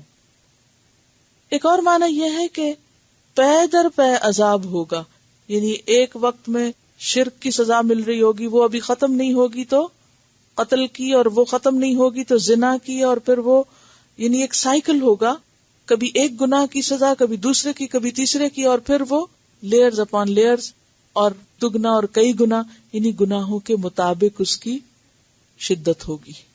یضاعف لہ العذاب یوم القیامہ. اب دیکھیں نا، اگر ایک شخص جس نے صرف شرک کیا ہے اور قتل زنا نہیں کیے، اس کا عذاب کم ہوگا. ایک شخص جس نے شرک کیا اور ساتھ قتل بھی کر رکھا ہے تو اس کا عذاب زیادہ ہوگا. ایک وہ شخص جس نے شرک بھی کیا، قتل بھی کیا، زنا بھی کیا، تو اس کا عذاب اور زیادہ. تو جتنے زیادہ کسی کے جرائم ہوں گے اتنا زیادہ اس کا عذاب ہوگا. وَيَخْلُدْ، اور ہمیشہ رہے گا، فِيهِ، اس میں، کس میں؟ اس جہنم میں، اس عذاب میں، مہانا، ذلیل کیا ہوا، ذلیل اور حقیر جانا ہوا، ٹھکرایا ہوا. سورۃ المومنون کے آخر میں آپ نے پڑھا تھا نا کہ جب وہ اللہ تعالیٰ سے فریاد کرنا چاہے گا تو اللہ تعالیٰ کیا کہیں گے؟ قال اخسؤوا فیہا ولا تکلمون. اور اخسا کس کو کہتے ہیں؟ کتے کے دھتکارنے کو، یعنی ان سے اللہ تعالیٰ بات بھی نہ کرنا چاہے گا. ایک اور جگہ پر آتا ہے نا کہ اللہ تعالیٰ ان سے کلام بھی نہ کرے گا، ان کی طرف نظر اٹھا کے بھی نہ دیکھے گا. تو جو لوگ یہ برائیاں کریں اور انہی میں زندگی بسر کر دیں، گزار دیں، اور باز نہ آئیں، توبہ نہ کریں، چھوڑے نہ، تو پھر ان کے لیے سزا یقینی ہے. ہاں، اگر کسی سے انسان ہونے کے ناطے یہ غلطیاں ہو چکی ہوں، ان میں سے 1 2 یا 3، اور پھر وہ پلٹ آئے، الا من تابہ، تو توبہ کا دروازہ کھلا ہے. جو توبہ کر لے، وآمن، اور ایمان لے آئے، کیونکہ شرک کے بعد توبہ بھی ایمان کا مطالبہ کرتی، اسی طرح قتل بھی، اور اسی طرح زنا بھی، کیونکہ زنا جب کوئی شخص کرتا ہے تو اس کا ایمان رخصت ہو جاتا ہے. تو توبہ دراصل تجدید ایمان ہوتی ہے. وعمل عملا صالحا، اور عمل کرے عمل اچھے. فاولئک، تو یہی لوگ، یبدل اللہ، بدل دے گا اللہ، سیئاتہم، ان کی برائیوں کو، ان کے گناہوں کو، سیئات ان کی جمع، حسنات، حسنات ان کی جمع، بھلائیوں کی شکل میں، نیکیوں کی شکل میں. ان کی برائیوں کو اللہ نیکیاں بنا دے گا. یہ ہے اللہ کی رحمت. وَكَانَ اللَّهُ غَفُورًا رَحِيمًا، اور ہے اللہ غفور الرحیم. قرآن پاک میں سورۃ ہود آیت 114 میں آتا ہے، ان الحسنات یذہبن السیئات، کہ حسنات جو ہیں، نیکیاں جو ہیں، وہ برائیوں کو لے جاتی ہیں. لیکن یہاں پر کیا کہا گیا کہ ان کی توبہ کی وجہ سے اور نیکی کے رستے پر آنے کی وجہ سے اللہ ان کی برائیوں کو بھی نیکیاں لکھ دے گا. قرطبی میں آتا ہے کہ بدی نیکی بن جائے گی، ان السیئات تبدل بحسنات، اور اللہ ایسا کرنے پہ قادر ہے، اللہ تعالیٰ ایسا کر سکتا ہے. اور اس کے بارے میں ہمیں ایک روایت سے بھی مزید وضاحت ملتی ہے. آپ صلی اللہ علیہ وسلم نے فرمایا، میں اس شخص کو جانتا ہوں جو سب سے آخر میں جنت میں داخل ہونے والا ہے. پیچھے آپ پڑھ چکے ہیں نا قیامت کے دن کے بارے میں کہ کس طرح نبی صلی اللہ علیہ وسلم شفاعت کر کے لوگوں کو بار بار نکلوائیں گے جہنم سے. تو آپ نے فرمایا میں اس شخص کو جانتا ہوں جو سب سے آخر میں جہنم سے نکلے گا اور سب سے آخر میں جنت میں داخل ہونے والا ہے. یہ وہ آدمی ہوگا کہ قیامت کے دن اس پر اس کے چھوٹے چھوٹے گناہ پیش کیے جائیں گے. یعنی جب وہ جہنم سے نکالا جائے گا، بڑے گناہ ایک طرف رکھ دیے جائیں گے. اس کو کہا جائے گا تو نے فلاں فلاں دن فلاں فلاں کام کیا تھا. وہ اس بات میں جواب دے گا، ہاں میں نے کیا تھا. انکار کی اسے طاقت نہ ہوگی، کون وہاں جھوٹ بول سکتا ہے یا بہلا سکتا ہے. اور یہ اس سے بھی ڈر رہا ہوگا کہ ابھی تو بڑے گناہ بھی ہیں. کہ اتنے میں اس سے کہا جائے گا کہ جا، تیرے لیے ہر برائی کے بدلے ایک نیکی ہے. اللہ کی یہ مہربانی دیکھ کر وہ کہے گا کہ ابھی تو میرے بہت سے اعمال ایسے ہیں کہ میں انہیں یہاں نہیں دیکھ رہا، یعنی میرے تو اور بھی گناہ ہیں، کیونکہ اب وہ گناہ نیکیاں بننے لگے ہیں نا. یہ بیان کر کے آپ ہنس پڑے یہاں تک کہ آپ کے دانت ظاہر ہو گئے. کیونکہ جنت میں کوئی جا نہیں سکتا جب تک پاس کچھ نہ ہو. تو اب جنت میں جانے کے لیے کیا چاہیے؟ نیکیاں چاہیے. تو وہ لوگ جب وہاں سزا بھگت لیں گے تو پھر کیا ہوگا؟ نکال کے جنت میں بھیجنے سے پہلے ان کی برائیوں کو نیکیوں میں بدل دیا جائے گا. پھر اسی طرح یہ بھی ہے کہ دنیا میں بھی انسان اگر کوئی غلط کام کر لے اور پھر اس کو سخت شرمندگی ہو، سخت ندامت ہو، ایسی ندامت کہ اس کی وجہ سے آنسوں کے سیلاب بہہ پڑے، تو یہ جو ایمانی کیفیت ہے یہ اللہ کو بڑی پسند ہے کہ یہ بندہ اعتراف کر رہا ہے. کیونکہ توبہ نام ہے کس چیز کا؟ اعتراف کا، اپنی غلطی مان جانے کا. تو جب کوئی شخص واقعی اعتراف کر لیتا ہے تو اس کے اندر ایمان بڑھ جاتا ہے. تو اس بڑھے ہوئے ایمان کی وجہ سے آئندہ اس کا عمل بہترین ہو جاتا ہے. تو اس بہترین عمل کی وجہ سے اللہ تعالیٰ پچھلی کوتاہیوں کو بھی معاف کر دیتا ہے اور اس گزرے ہوئے وقت کی بھی تلافی کر دیتا ہے اور ان خرابیوں کو بھی اچھا کر دیتا ہے، کیونکہ اس شخص نے اپنے اندر تبدیلی پیدا کر لی. تو جو توبہ کر کے اپنے آپ کو بدل دے، الا من تاب وآمن وعمل عملا صالحا، عملا صالحا کیا ہے؟ عملا سیئا کی جگہ لے آیا. وہ اس کا پورا لائف سٹائل تبدیل ہو گیا ہے، اس نے اپنا عمل بدل دیا ہے. تو اللہ تعالی اس کی اس بات کو اتنا پسند کریں گے کہ اس سے پہلے کی جو زندگی ہے، اس کی جو خرابیاں ہیں، اس میں جو گناہ کیے ان کو بھی حسنات کے پلے میں ڈال دیں. وہ برائیاں نیکی بن جائیں گی کیونکہ اب اس نے توبہ کر لی اور اب وہ شرمندہ ہے اور اب اس کی ندامت شدید ہے اور وہ اس خراب زندگی اور گناہوں کی زندگی سے نفرت کرتا ہے اور وہ اس کی طرف پلٹ جانے کا سوچتا بھی نہیں. اسے گھن ہے اپنے اس ماضی سے، نفرت ہے اپنے اس گزرے ہوئے غلط دور سے. وہ اس پر نہ تو پراؤڈ فیل کرتا اور نہ ہی خوش ہوتا اور نہ ہی حسرت کرتا ہے اور نہ ہی اسے کوئی غم ہے ان سب چیزوں کے چھوٹ جانے کا، بلکہ اس کے برعکس وہ خوش ہے اور اس پہ راضی ہے کہ آئندہ وہ اچھے کام کرے. اور اللہ تعالیٰ اس چیز کے لیے دنیا میں بندے کو آفر دے رہے، اب بھی وقت ہے، سنبھل جاؤ، اب بھی توبہ کر لو، اب بھی پلٹ آؤ، کیونکہ تمہارا رب بہت مہربان ہے. اللہ بندے کی توبہ قبول کرتا ہے جب تک کہ موت کے فرشتے نہ آ جائیں. اور اس میں ہم دیکھتے ہیں کہ صحابہ کرام میں سے حضرت ماعز اسلمی جو تھے، ان کے بارے میں آتا ہے کہ ان سے زنا ہو گیا تھا. انہوں نے اپنے آپ کو خود نبی صلی اللہ علیہ وسلم کے حضور پیش کیا اور کہا کہ آپ مجھ پہ حد جاری کیجئے. آپ نے کافی کوشش کی کہ اس کو اگنور کر دیں اور وہ شخص سزا سے بچ جائے، لیکن اس نے سچی توبہ کی اور دنیا میں سزا بھگتی. اس کے بارے میں آپ نے فرمایا کہ اس نے ایسی توبہ کی ہے کہ اگر وہ ایک گروہ کو تقسیم کر دی جائے تو سب کو اپنے اندر سنبھالے، یعنی سب کو پوری ہو جائے. تو گویا توبہ ایک ایسی چیز ہے کہ جو ایک انتہائی خراب چیز کو اچھا کر دیتی ہے. یہ ایسے ہی ہے جیسے آپ نے دیکھا ہوگا کہ آج کے دور میں ریسائکلنگ ہوتی ہے نا، تو بعض اوقات جتنے بھی ویسٹ پروڈکٹس ہوتے ہیں ان سب کو ایسی مشینیں نکل آئی ہیں کہ جن کے ذریعے بہت کارآمد چیز بنا لیا جاتا ہے کوشش اور محنت سے. تو بالکل اسی طرح ایک شخص جس کی زندگی بیکار گزری ہو، جب اس کو زندگی میں مقصد ملتا ہے تو وہ ایک ایک لمحے کی قدر کرتا ہے اور پھر وہ اپنی پچھلی کوتاہیوں اور پچھلی کمیوں کا بھی ازالہ کر جاتا ہے. ایک شخص جو شروع سے ہی ایک نارمل زندگی بسر کر رہا تو اس کو بعض اوقات احساس نہیں ہوتا، شرمندگی بھی نہیں ہوتی، کہتا ہے میں ٹھیک ہی جا رہا ہوں.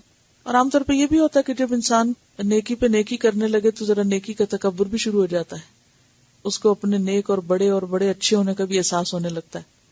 لیکن جو گناہگار شخص ہوتا ہے یا جس سے واقعی غلطیاں ہو چکی ہوں، اس کے اندر ایک شرمندگی اور ایک تواضع اور ایک عاجزی کی کیفیت اس کے اندر ہوتی اور اس کو برابر یہ احساس رہتا ہے میں گناہگار انسان ہوں اور سچا احساس ہوتا ہے. وہ کچھ لوگ تو ایک مصنوعی خول چڑھا لیتے ہیں نا اور ہر وقت ایک گردانتے رہتے ہیں بھی ہم تو بڑے گناہگار ہیں. یہ بھی ایک مذاق اڑانا ہے دین کا، اس سے پرہیز کرنا چاہیے. وہی بولیں جو واقعی آپ کے دل میں ہو. تو جب کوئی شخص شرمندہ رہتا ہے نا اللہ تعالیٰ سے، اور وہ کہتا ہے کہ ہاں میں گناہگار ہوں، اور اس کو یہ احساس کھائے جاتا ہے کہ میں گناہگار ہوں، میں نے غلطیاں کی ہیں، مجھے اصلاح کرنی ہے، تو پھر وہ اصلاح کا اور اچھے کاموں کا کوئی موقع ہاتھ سے جانے نہیں دیتا، کیونکہ وہ تلافی کرنا چاہتا ہے. اس تلافی کی کوشش میں وہ دوسروں سے بھی کہیں آگے نکل جاتا ہے. تو یہ جو نیکی کے راستے کی دوڑ ہے، یہ اللہ کو بڑی پسند ہے، اس کی اللہ قدردانی کرتا ہے. تو وہ جیسے ہیرا کوئلے سے ہی بنتا ہے نا، تو وہ کوئلے جو ہے وہ ہیرے بن جاتے ہیں اس کی نیکیوں کے، اور اللہ تبدیل کر سکتا ہے. جیسے دنیا میں تبدیلی کا عمل ہوتا ہے، ایسے ہی اللہ کے ہاں بھی تبدیلی کا عمل ہو جاتا ہے. وہ سارے اس کے جو ویسٹ پروڈکٹس ہیں وہ کارآمد چیزیں بن جاتی ہیں، نیکیاں بن جاتی. برائیوں کو اللہ بھلائی میں بدل دیتا ہے. اسی طرح ایک خاتون تھی غامدیہ کے نام سے، تو ان سے بھی اسی طرح غلطی ہوئی، تو انہوں نے بھی اپنے آپ کو حد کے لیے پیش کیا، اور جب حد جاری ہوئی تو کسی نے ان کے بارے میں کوئی غلط لفظ کہنا چاہے تو آپ نے روک دیا کہ اس عورت نے جتنی توبہ کی ہے وہ کئی لوگوں کو کافی ہے. تو بات یہ ہے کہ سچی توبہ جنن اور بغیر کسی دکھاوے اور ریاکاری کے حقیقی معنوں میں اپنی غلطیوں کا اعتراف انسان کو اللہ کی نگاہ میں پسندیدہ بنا دیتا ہے. اور یہی ہم دیکھتے ہیں صحابہ کرام میں کہ ان کا ایمان شعوری ایمان تھا نا، لہذا ایک ایک دور جاہلیت سے اٹھ کے نکل کے جب وہ ایمان لاتا تو ان کے عمل میں کتنی تیزی آ جاتی، کتنا آگے بڑھ جاتے وہ. اسی لیے آپ نے فرمایا نا خیارکم فی الجاہلیت خیارکم فی الاسلام اذا فقہوا، تم میں جو لوگ جو جاہلیت میں اچھے تھے وہ اسلام میں بھی بہت اچھے ہیں جب وہ دین کی سمجھ حاصل کر لیں. یعنی جنہوں نے دور جاہلیت میں بڑے بڑے غلط کارنامے کیے ہوتے ہیں، جب وہ مسلمان ہوتے ہیں تو پھر سچے مسلمان ہوتے ہیں، سچی توبہ کرتے ہیں، تو اس میں بھی وہ دوسروں سے بہت آگے نکل جاتے ہیں. جیسے وہ برائیوں میں آگے نکلے ہوئے ہوتے ہیں تو پھر وہ نیکیوں میں بھی بہت آگے نکلتے ہیں، کیونکہ وہ اندر کا احساس ندامت ان کو چین سے بیٹھنے نہیں دیتا. عام لوگ جس وقت بے فکر ہو جاتے ہیں کہ ہاں کوئی بات نہیں، سب اچھا ہے، جنت ہے ہمارے لیے، تو وہ چین سے نہیں بیٹھتے، کہتے نہیں ہم بہت قصوروار ہیں، اوروں کی تو بخشش ہو جائے گی، ہماری شاید نہ ہو. تو جس بندے کو یہ احساس لگ جائے نا کہ اور تو چھوٹ جائیں گے، میں شاید فلاں غلطی کی وجہ سے نہ چھوٹوں، تو پھر وہ تنہائیوں میں بھی روتا ہے، اور وہ سجدوں میں بھی روتا ہے، اور وہ سچے پن سے روتا ہے کہ میں غلط ہوں. تو یہ جو سچائی والی بات ہے نا، یہ اللہ کو پسند ہے. ایک ہوتا ہے نا بس رٹی رٹائی دعائیں مانگ کے اٹھ جانا، ہاں بس ٹھیک ہے، ایک بے شعوری کسی زندگی اور کیفیت، اور ایک ہے شعور اور احساس کی زندگی. اور ایسی زندگی اللہ تعالیٰ کو مطلوب ہے، پسندیدہ ہے، اور اللہ تعالیٰ غفور الرحیم ہے. طبرانی کی ایک روایت میں آتا ہے کہ کچھ لوگ آپ صلی اللہ علیہ وسلم کے پاس آئے، ابو المغیرہ، صفوان بن عمر وغیرہ. کہا کہ اے اللہ کے رسول، ایک شخص نے تمام گناہ کیے، اس نے نہ کوئی چھوٹا گناہ چھوڑا نہ کوئی بڑا چھوڑا، کیا اس کے لیے بھی توبہ ہے؟ یعنی ایک شخص ہے جس نے کوئی گناہ چھوڑا ہی نہیں، قتل بھی اور زنا بھی اور سب. آپ نے فرمایا کیا تو ایمان لایا ہے؟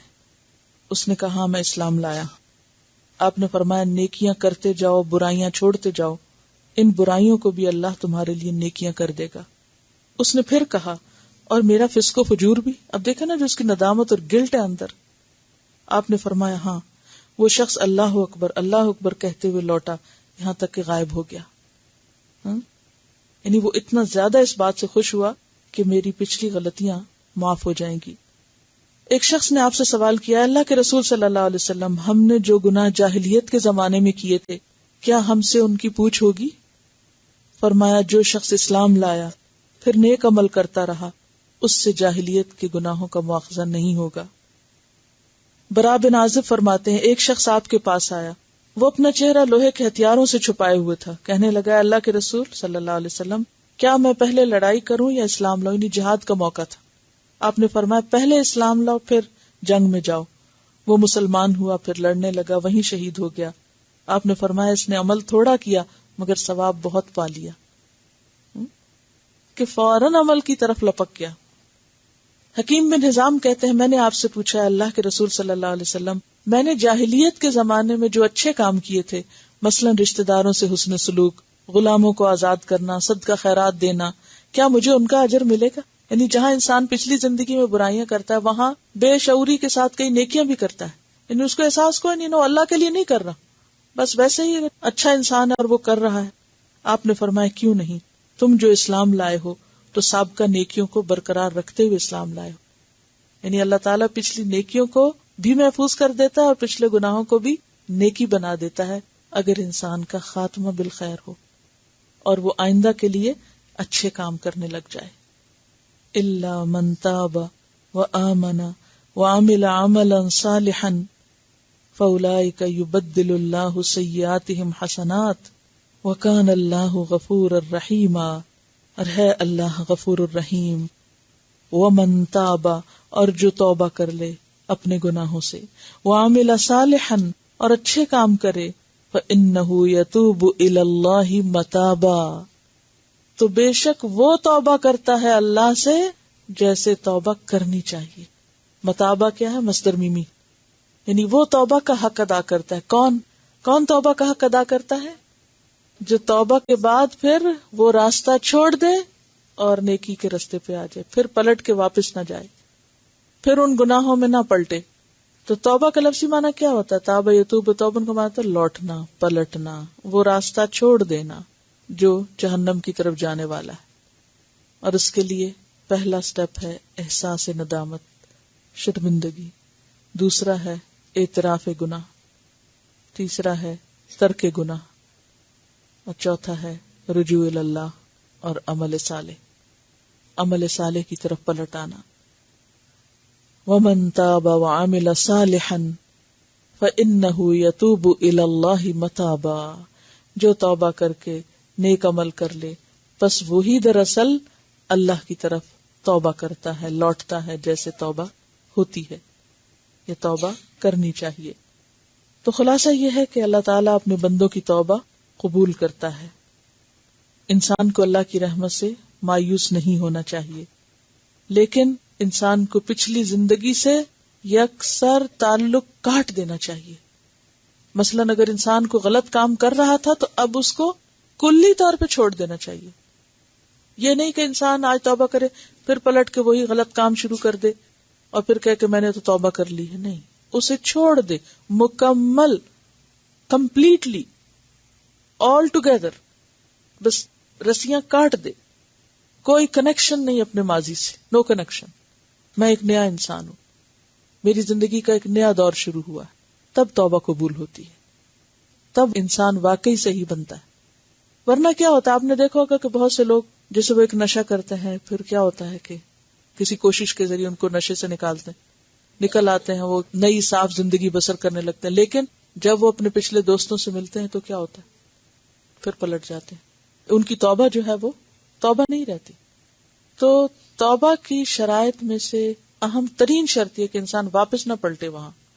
تو اس کے لیے انسان کو پھر خود دیکھنا چاہیے کہ کون سی جگہ، کون سے لوگ، کون سا ماحول ایسا ہے، یہ کون سی چیز ایسی ہے کہ جو مجھے واپس پھسلا دیتی، تو اس سے پرہیز کرے. مثلا اگر کوئی انسان ہے تو اس سے بچے، کوئی مشین ہے، کوئی چیز ہے، اس سے بچے. مثلا بعض لوگ کمپیوٹر کے ذریعے پھسلتے ہیں، ان کو پتا ہے وہ بیٹھیں گے، پھر وہ چیٹ کریں گے، پھر وہ حرام کام شروع ہو جائیں گے جن سے توبہ کی. تو بہتر ہے کہ پھر انسان ایسے پروگرامز کو، ایسی چیزوں کو کلی طور پہ نکال دے. اس سے کسی سے غلط دوستی تھی تو مکمل طور پہ چھوڑ دے، کوئی حرام کام کیا تھا تو مکمل طور پر اس کو ختم کر دے. اس چیز کا نام توبہ ہے. اور پھر آئندہ اچھے کام شروع کر دے. یہ تو توبہ کے ساتھ کھیل اور مذاق ہے، اور جھوٹوں کی توبہ ہے، توبۃ الکذابین ہے کہ انسان زبان سے توبہ توبہ کرے، لوگوں کو یہ ظاہر کرے کہ میں سب چھوڑ چکا ہوں، اور اندر خانے چھپ کے وہی غلط کام جاری رکھے. تو یہ توبہ نہیں ہوتی. توبہ کیا ہے؟ ظاہر اور باطن میں اللہ سے ڈرے، اس جہنم کی آگ سے ڈرے، اور ان سب چیزوں کو چھوڑ دے اپنی آخرت کی خاطر. کیونکہ جب تک انسان پرہیز نہیں کرتا، تقویٰ کس چیز کا نام ہے؟ بچنے کا نام. جب تک انسان پرہیز نہیں کرتا تو اچھی سے اچھی دوا اور غذا انسان کو فائدہ نہیں دیتی. اگر کوئی شوگر کا مریض ہے اور وہ انجیکشن بھی لگا رہا ہے اور اس کے ساتھ میٹھا بھی کھا رہا ہے، تو اس کا تو وہ سب بیکار جائے گا. تو بچنا ضروری ہے. جب تک انسان بچتا نہیں بات نہیں بنتی. یہاں تک تلاوت سنیے پھر ہم آج ساتھ آتی ہیں. کیونکہ عام طور پر کیا ہوتا ہے کہ زنا کے نتیجے میں جو جان وجود میں آتی ہے اس کو چھپانے کے لیے قتل کا سہارا لیا جاتا ہے. اور پھر آپ دیکھیے کہ یہ عام اخلاقی برائیاں اور معاشرتی گمراہیاں ہیں شرک کے بعد جو لوگوں کو مصیبتوں سے دوچار کرتی ہیں. اور ویسے بھی آپ دیکھیے کہ بہت سے قتل عورت کی وجہ سے ہوتے ہیں, یا زنا کے نتیجے میں یا عورت کی وجہ سے.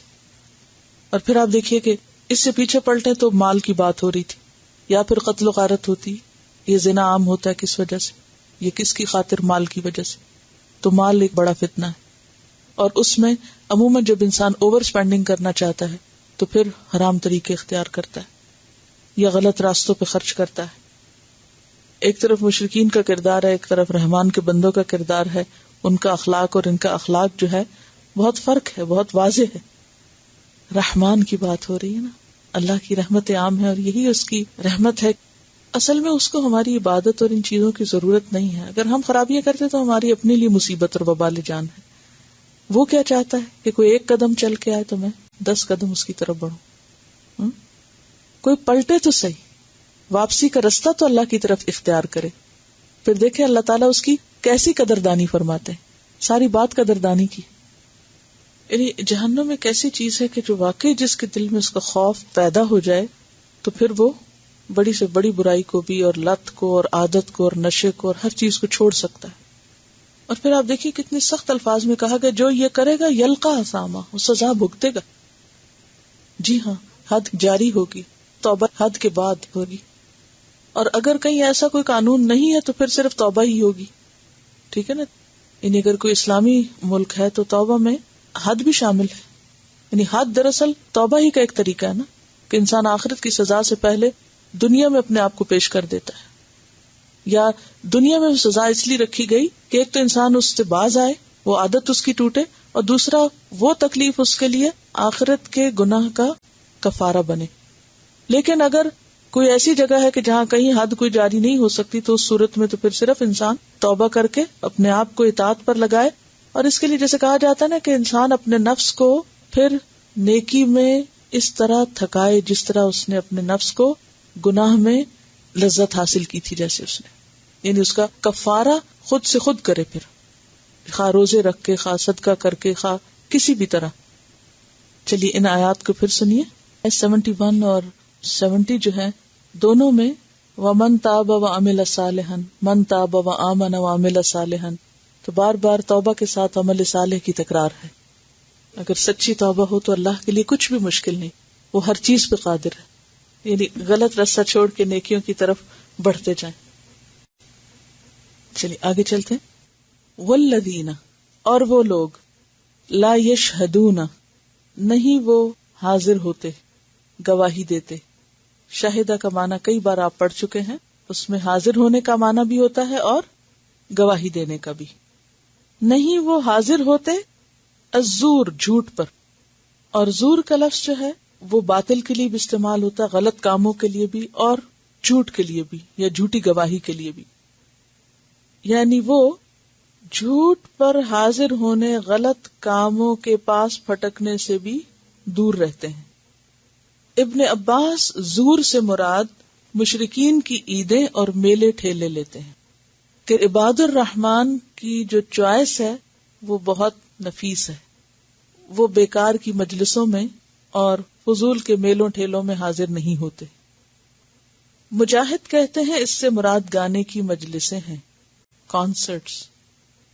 زہری کہتے ہیں اس سے مراد شراب کی مجلسیں ہیں. لا یشہدون الزور, وہاں حاضر بھی نہیں ہوتے. بعض اوقات ایسی مجلسوں میں جانے کے انویٹیشن ہوتے ہیں, لوگ کہتے ہیں کہ آپ پیے نہیں, بس شریک ہو جائیں. ایسی مجلسوں میں آپ کچھ نہیں کریں, بس حاضر ہو جائیں, حاضری لگوا دیں یا پھر آ جائیں. وہ ایسی مجلسوں میں آتے بھی نہیں. کیوں نہیں آتے؟ وہاں حاضر ہونا کیوں منع ہے؟ کیونکہ اگر انسان ایسی جگہوں پر جائے گا تو کچھ نہ کچھ تو رنگ چڑھے گا. یہ کیسے ہو سکتا ہے کہ آپ کلرڈ پانی کے ٹب میں بیٹھ کے نکلیں اور آپ کے اوپر کوئی رنگ کا اثر نہ آئے؟ تھوڑا یا زیادہ کچھ تو آئے گا. کبھی آپ نے کپڑوں کو نیل لگایا ہوگا، سادے پانی میں کپڑا ڈبونا اور نیل والے پانی میں کیا کوئی فرق نہیں پڑتا؟ پڑتا ہے۔ جیسے ماحول میں آپ ہوتے ہیں وہاں سے آپ کچھ نہ کچھ لے کے ضرور اٹھتے ہیں، خواہ آپ صرف تماشائی ہوں۔ تو یہاں کیا یہ لا یشہدون تماشائی نہیں بنتے، وہ اس راستے سے بھی نہیں گزرتے۔ لا یشہدون الزور، اور زور کیا؟ جھوٹی باتیں، فضول کی باتیں، بیکار کی باتیں جن کی کوئی حقیقت ہی نہیں، کیونکہ بعض مجلسوں میں شراب، گانا اور یہ چیزیں نہیں ہوتی، جھوٹے مذاق ہوتے۔ ایسے کامیڈینز ہوتے ہیں کہ جو صرف جھوٹی باتوں سے لوگوں کو ہنساتے ہیں۔ یہ بھی ایک بہت عام ہو گئی ہے بات، وہ اچھی قسم کے مذاق جس میں نہ بڑے کی عزت، نہ چھوٹے کا مقام، نہ دائیں نہ بائیں، ہر ایک کی پگڑی گراتے ہیں اور ہر ایک کو ذلیل کرتے ہیں اور اس سے دوسروں کو ہنساتے ہیں۔ تو یہ بھی جھوٹ کی قسم۔ تو زور سے مراد جھوٹ بطور جھوٹ، اور زور سے مراد ہر قسم کی غلط کام۔ لا یشہدون، وہ نہیں حاضر ہوتے۔ اور یشہدون کا معنی اگر گواہی دینا لیا جائے تو مراد اس سے کیا ہے کہ وہ جھوٹ کے گواہ نہیں بنتے۔ کوئی جھوٹ بول رہا ہو، بعض اوقات ایسا ہوتا ہے نا عام روزمرہ زندگی میں، ایک شخص جھوٹ بولتا ہے اور وہ دوسرے کو کیا کہتا ہے؟ تم میرا ساتھ دینا، تم میری ہاں میں ہاں ملا دینا، یا تم اس موقع پہ کچھ نہ بولنا۔ تو ایسے لوگ جھوٹی بات کی ہاں میں ہاں نہیں ملاتے، اور یہ انتہائی مشکل ہے کہ کسی جھوٹ کا ساتھ نہ دیا جائے۔ اور اسی طرح کسی مقدمے میں جھوٹی گواہی دینا، جس کے بارے میں آپ صلی اللہ علیہ وسلم نے جب بڑے بڑے گناہوں کا ذکر کیا اور اس میں شرک اور باقی چیزوں کا، اور آپ نے جب جھوٹی گواہی کی بات کی تو آپ ٹیک لگائے ہوئے تھے، اٹھ کر بیٹھ گئے اور اتنی دفعہ اس بات کو دہرایا کہ صحابہ نے تمنا کی کہ اب آپ اس سے زیادہ نہ کہیں۔ یعنی اتنی کثرت سے، اور شاید ہی کوئی بات اتنی کثرت سے دوہرا کے آپ نے سمجھائی ہو۔ صرف کسی کو فیور دینے کے لیے اس کے حق میں جھوٹی مہر لگا دینا، جھوٹے دستخط کر دینا، جھوٹی گواہی دینا، تو وہ جھوٹ کے گواہ نہیں بنتے۔ وَإِذَا مَرُّوا بِاللَّغْوِ، اور جب وہ لغو کے پاس سے گزرتے ہیں، مروا کراما، وہ گزرتے ہیں معزز انداز سے، باوقار انداز سے، یعنی قصدن تیاری کے ساتھ جانا تو دور کی بات، اگر بھولے سے کہیں گزر ہو جائے، بعض اوقات پتہ نہیں ہوتا کہ کہیں جا رہے ہیں آپ، وہاں ہوگا کیا، تو پھر آپ شریک ہونے کی بجائے کیا کرتے ہیں؟ بعض اوقات غصے سے نکلتے ہیں یا کوئی روڈ بیہیویئر کرتے ہیں، تو وہ کیا کرتے ہیں؟ معزز شریفانہ طریقے سے اس محفل کو چھوڑ دیتے ہیں۔ لغو کس کو کہتے ہیں؟ بیکار، بے مقصد، فضول چیز جس کا دنیا اور آخرت میں کوئی فائدہ نہ ہو، ابس، لا یعنی، بےہودہ، جس میں کوئی خیر کا پہلو نہ ہو، جس میں کوئی خیر نہ ہو، وہ لغو ہوتا ہے۔ اور آیت کے پچھلے حصے میں جو زور کا لفظ استعمال ہوا، یعنی وہ باتیں جو جھوٹ پر، بیکار چیزوں پر مبنی ہیں، اگر ایسی محفلوں یا ایسی جگہوں یا ایسے لوگوں کے پاس ان کا بھولے سے بھی گزر ہو جائے تو وہ شریک ہونا تو دور کی بات، غیر محسوس طریقے سے، باوقار انداز سے اس کو چھوڑ دیتے ہیں۔ سورۃ القصص میں بھی آتا ہے وَإِذَا سَمِعُوا اللَّغْوَ أَعْرَضُوا عَنْهُ، لغو سنیں یا دیکھیں یا جیسے بھی، وَقَالُوا لَنَا أَعْمَالُنَا وَلَكُمْ أَعْمَالُكُمْ سَلَامٌ عَلَيْكُمْ لَا نَبْتَغِي الْجَاهِلِينَ۔ شروع میں بھی آیا تھا نا کہ جاہلین کو سلام کر دیتے ہیں، تو یہاں بھی اگر کچھ لوگ ایسی جہالت کا ثبوت دے رہے ہوں تو وہ وہاں سے نکل جاتے ہیں، ایسے لوگوں کے مددگار نہیں بنتے۔ اور یہ معنی بھی ہے کہ قبیح، فضول، لچر، بےہودہ، فحش قسم کی گفتگو میں ملوث نہیں ہوتے۔ ایسی باتیں اگر کوئی اور بھی کر رہا ہو تو سنی انسنی کر دیتے ہیں، اس میں ان کو کوئی دلچسپی نہیں ہوتی، کوئی انٹرسٹ نہیں ہوتا، اور فضول باتوں کے پیچھے نہیں پڑتے، بحثوں میں نہیں پڑتے، معزز طریقے سے ایک طرف ہو جاتے ہیں۔ یہ ہوتے ہیں عباد الرحمن۔ والذین، اور وہ لوگ، اذا ذکروا، جب وہ سمجھائے جاتے ہیں، نصیحت کیے جاتے ہیں، بآیات ربہم، اپنے رب کی آیات کے ذریعے، آیات کے ساتھ۔ کیا ہوتی ہیں رب کی آیات؟ قرآن، احکامات۔ جب وہ نصیحت کیے جاتے ہیں رب کی آیات کے ذریعے، یعنی قرآن کی کوئی بات بتا کے ان کو نصیحت کی جاتی ہے کہ یہ اللہ کا حکم ہے، تو وہ کیا کرتے ہیں؟ لم یخروا، نہیں گر پڑتے، علیہا، اس پر، یعنی نہیں طرز عمل اختیار کرتے، سمن، بہرے، امیانا، اور اندھے ہو کر، یعنی اللہ کی بات سن کر، نصیحت کی بات سن کر وہ بہرے اور اندھے نہیں بنتے، بلکہ نصیحت کو غور سے سنتے ہیں، سمجھتے ہیں، پلے باندھتے ہیں، اور اسی طرح اس پہ غور و فکر کرتے ہیں، دیکھتے ہیں، پڑھتے ہیں، وہ اسے اگنور نہیں کرتے، بلکہ ہوش و گوش سے سوچ سمجھ کے لیتے ہیں، یعنی اللہ کی باتوں پر آنکھیں بند کر کے جھومتے نہیں رہتے، صرف بے سوچے سمجھے واہ واہ نہیں کرتے رہتے، یا یہ کہ اس پر سنی انسنی نہیں کرتے۔ وہ سنی انسنی کس سے کرتے ہیں؟ بےہودہ چیزوں سے۔ اس کے برعکس اللہ کی آیات پر ان کا طرز عمل کیا ہوتا ہے؟ ٹھہرتے ہیں، غور کرتے ہیں، توجہ سے سنتے ہیں اور اس کو عمل کی چیز سمجھتے ہیں۔ اب دیکھیے کہ دو طرح کے لوگ ہوتے ہیں، قرآن پاک میں ان کا ذکر ملتا ہے۔ کچھ وہ ہوتے ہیں کہ جن کے سامنے رب کی آیات پڑھی جاتی ہیں تو ان کا طرز عمل کیا ہوتا ہے؟ وَإِذَا تُلِيَتْ عَلَيْهِمْ آيَاتُهُ زَادَتْهُمْ إِيمَانًا، سورۃ انفال آیت 2، کہ جب ان پر رب کی آیات پڑھی جاتی ہیں، تلاوت ہوتی ہے، تو اس سے ان کا ایمان اور بڑھ جاتا ہے، ان کے عمل میں تبدیلی آ جاتی، وہ ایک مختلف انسان بن جاتے ہیں۔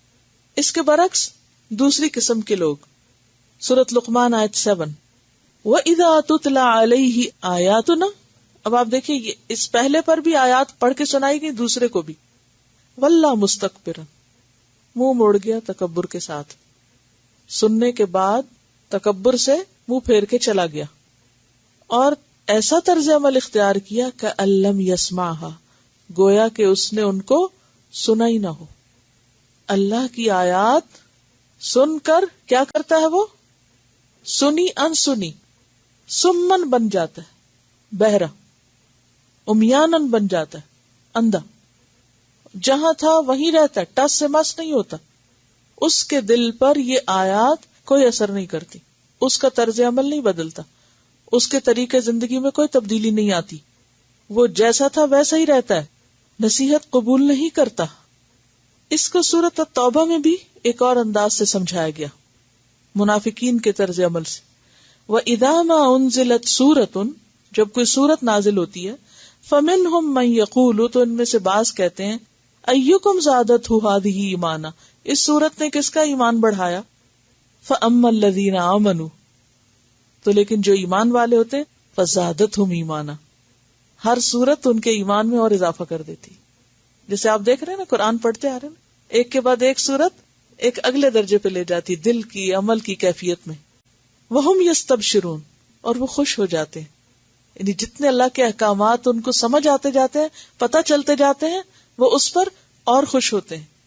اس کے برعکس منافق، وَأَمَّا الَّذِينَ فِي قُلُوبِهِم مَرَضٌ، جن کے دلوں میں بیماری ہوتی ہے، فَزَادَتْهُمْ رِجْسًا إِلَىٰ رِجْسِهِمْ، تو ہر صورت ان کی نجاست میں اضافہ کرتی، ان کے دل کی جو کڑن ہوتی ہے اس میں اور اضافہ ہو جاتا، اچھا ایک اور مصیبت آ گئی، ایک اور بات پتہ چل گئی، اب یہ بھی کرو۔ وَمَاتُوا وَهُمْ كَافِرُونَ، اور وہ اسی حال میں مرتے ہیں کہ وہ کافر ہوتے ہیں، یعنی مان کے نہیں دیتے، ان کے طرز عمل میں کوئی تبدیلی نہیں ہوتی۔ تو یہ معنی ہے وَإِذَا ذُكِّرُوا بِآيَاتِ رَبِّهِمْ، کہ جب انہیں رب کی آیات کے ساتھ نصیحت کی جاتی ہے تو رحمان کے بندے جو ہوتے ہیں وہ کیسے ہوتے ہیں؟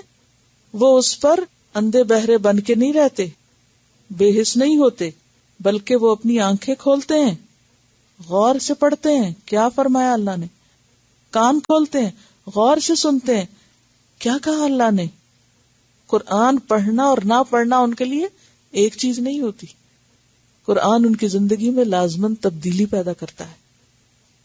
لیکن کچھ بدبخت ایسے بھی ہوتے ہیں کہ جب ان کو اپنے رب کی آیات کے ساتھ نصیحت کی جاتی ہے، سمجھایا جاتا ہے، اور وہ نصیحت ان کی ذات کے خلاف جاتی ہے، ان کی مرضی کے خلاف پڑتی ہے، تو وہ کیا کرتے ہیں؟ بفر اٹھتے ہیں، ناراض ہو جاتے ہیں، کہ یہ کیوں آئی بات، یہ کیوں کہا گیا، گویا کسی انسان کی بات ہو. جو اس کلام کو اللہ کا کلام سمجھے وہ اس کے مقابلے میں ایسا طرز عمل اختیار نہیں کر سکتا. تو ہم میں سے ہر ایک اپنا جائزہ لے کہ رحمان کی آیات عباد الرحمان پر کیا اثر کرتی ہے. ہر نیا حکم معلوم ہونے پر خوشی میں اضافہ ہوتا ہے، دل کھل جاتا ہے، عمل کو دل چاہتا ہے، یا ایک اور بلا اور مصیبت نظر آتی ہے. یہاں سے ہی پتہ چل سکتا ہے کہ کون عباد الرحمان میں ہے اور کون ان میں شامل نہیں ہے. والذین یقولون، اور وہ لوگ جو کہتے ہیں، کون؟ عباد الرحمان. کون ہوتے ہیں جو کہتے ہیں؟ کیا کہتے ہیں؟ ربنا، اے ہمارے رب، ہب لنا، عطا کر ہمیں، من ازواجنا، ہمارے شوہروں یا بیویوں میں سے، کیونکہ زوج کا لفظ دونوں کے لیے آتا ہے، اسپاؤس کے معنوں میں، وذریاتنا، اور ہماری اولادوں میں سے، قرۃ اعین، آنکھوں کی ٹھنڈک. قرہ کا لفظ یا تو قرن سے، قر کس کو کہتے ہیں؟ ٹھنڈک، اور قرار سکون، آنکھوں کا سکون یا آنکھوں کی ٹھنڈک. وجعلنا، اور بنا ہم کو، للمتقین اماما، متقین کا امام، تقوی والوں کا رہنما. دعا انسان کی اندرونی کیفیات کا اظہار کرتی ہے کہ انسان اندر سے کیا چاہتا ہے. پچھلی دعا ان کی کیا تھی؟ جہنم سے بچنے کی. دوسری دعا کیا ہے؟ آنکھوں کی ٹھنڈک کی. اور اہل ایمان کے لیے سب سے زیادہ آنکھوں کی ٹھنڈک کی چیز بیوی یا شوہر اور اولاد کا نیک ہونا ہے، اللہ کا فرما بردار ہونا ہے. امام قرطبی کہتے ہیں کہ مومن کی آنکھ کے لیے اس سے بڑھ کر کوئی ٹھنڈک نہیں کہ وہ اپنی بیوی اور اولاد کو اللہ کا فرما بردار دیکھے. یعنی سب سے زیادہ اگر دنیا میں اسے کسی چیز پہ خوشی ہوتی ہے، سب سے زیادہ اگر وہ کسی چیز پہ راضی ہوتا ہے، خوش ہوتا ہے، تو وہ کیا چیز ہے؟ کہ اس کی اولاد نیک ہے، نیکی کے رستے پر ہے، اور اس کی بیوی یا عورت ہے تو شوہر نیک ہے. اور یہ دنیا کی نعمتوں میں سے سب سے بڑی نعمت ہے جس پر انسان خوش ہو سکتا ہے. ہماری اولاد کتنی بھی قابل ہو، کہاں بھی پہنچ جائے، اگر وہ اللہ کی نافرمان ہے اور اگر وہ جہنم کا ایندھن ہے، وہ کس کام کی؟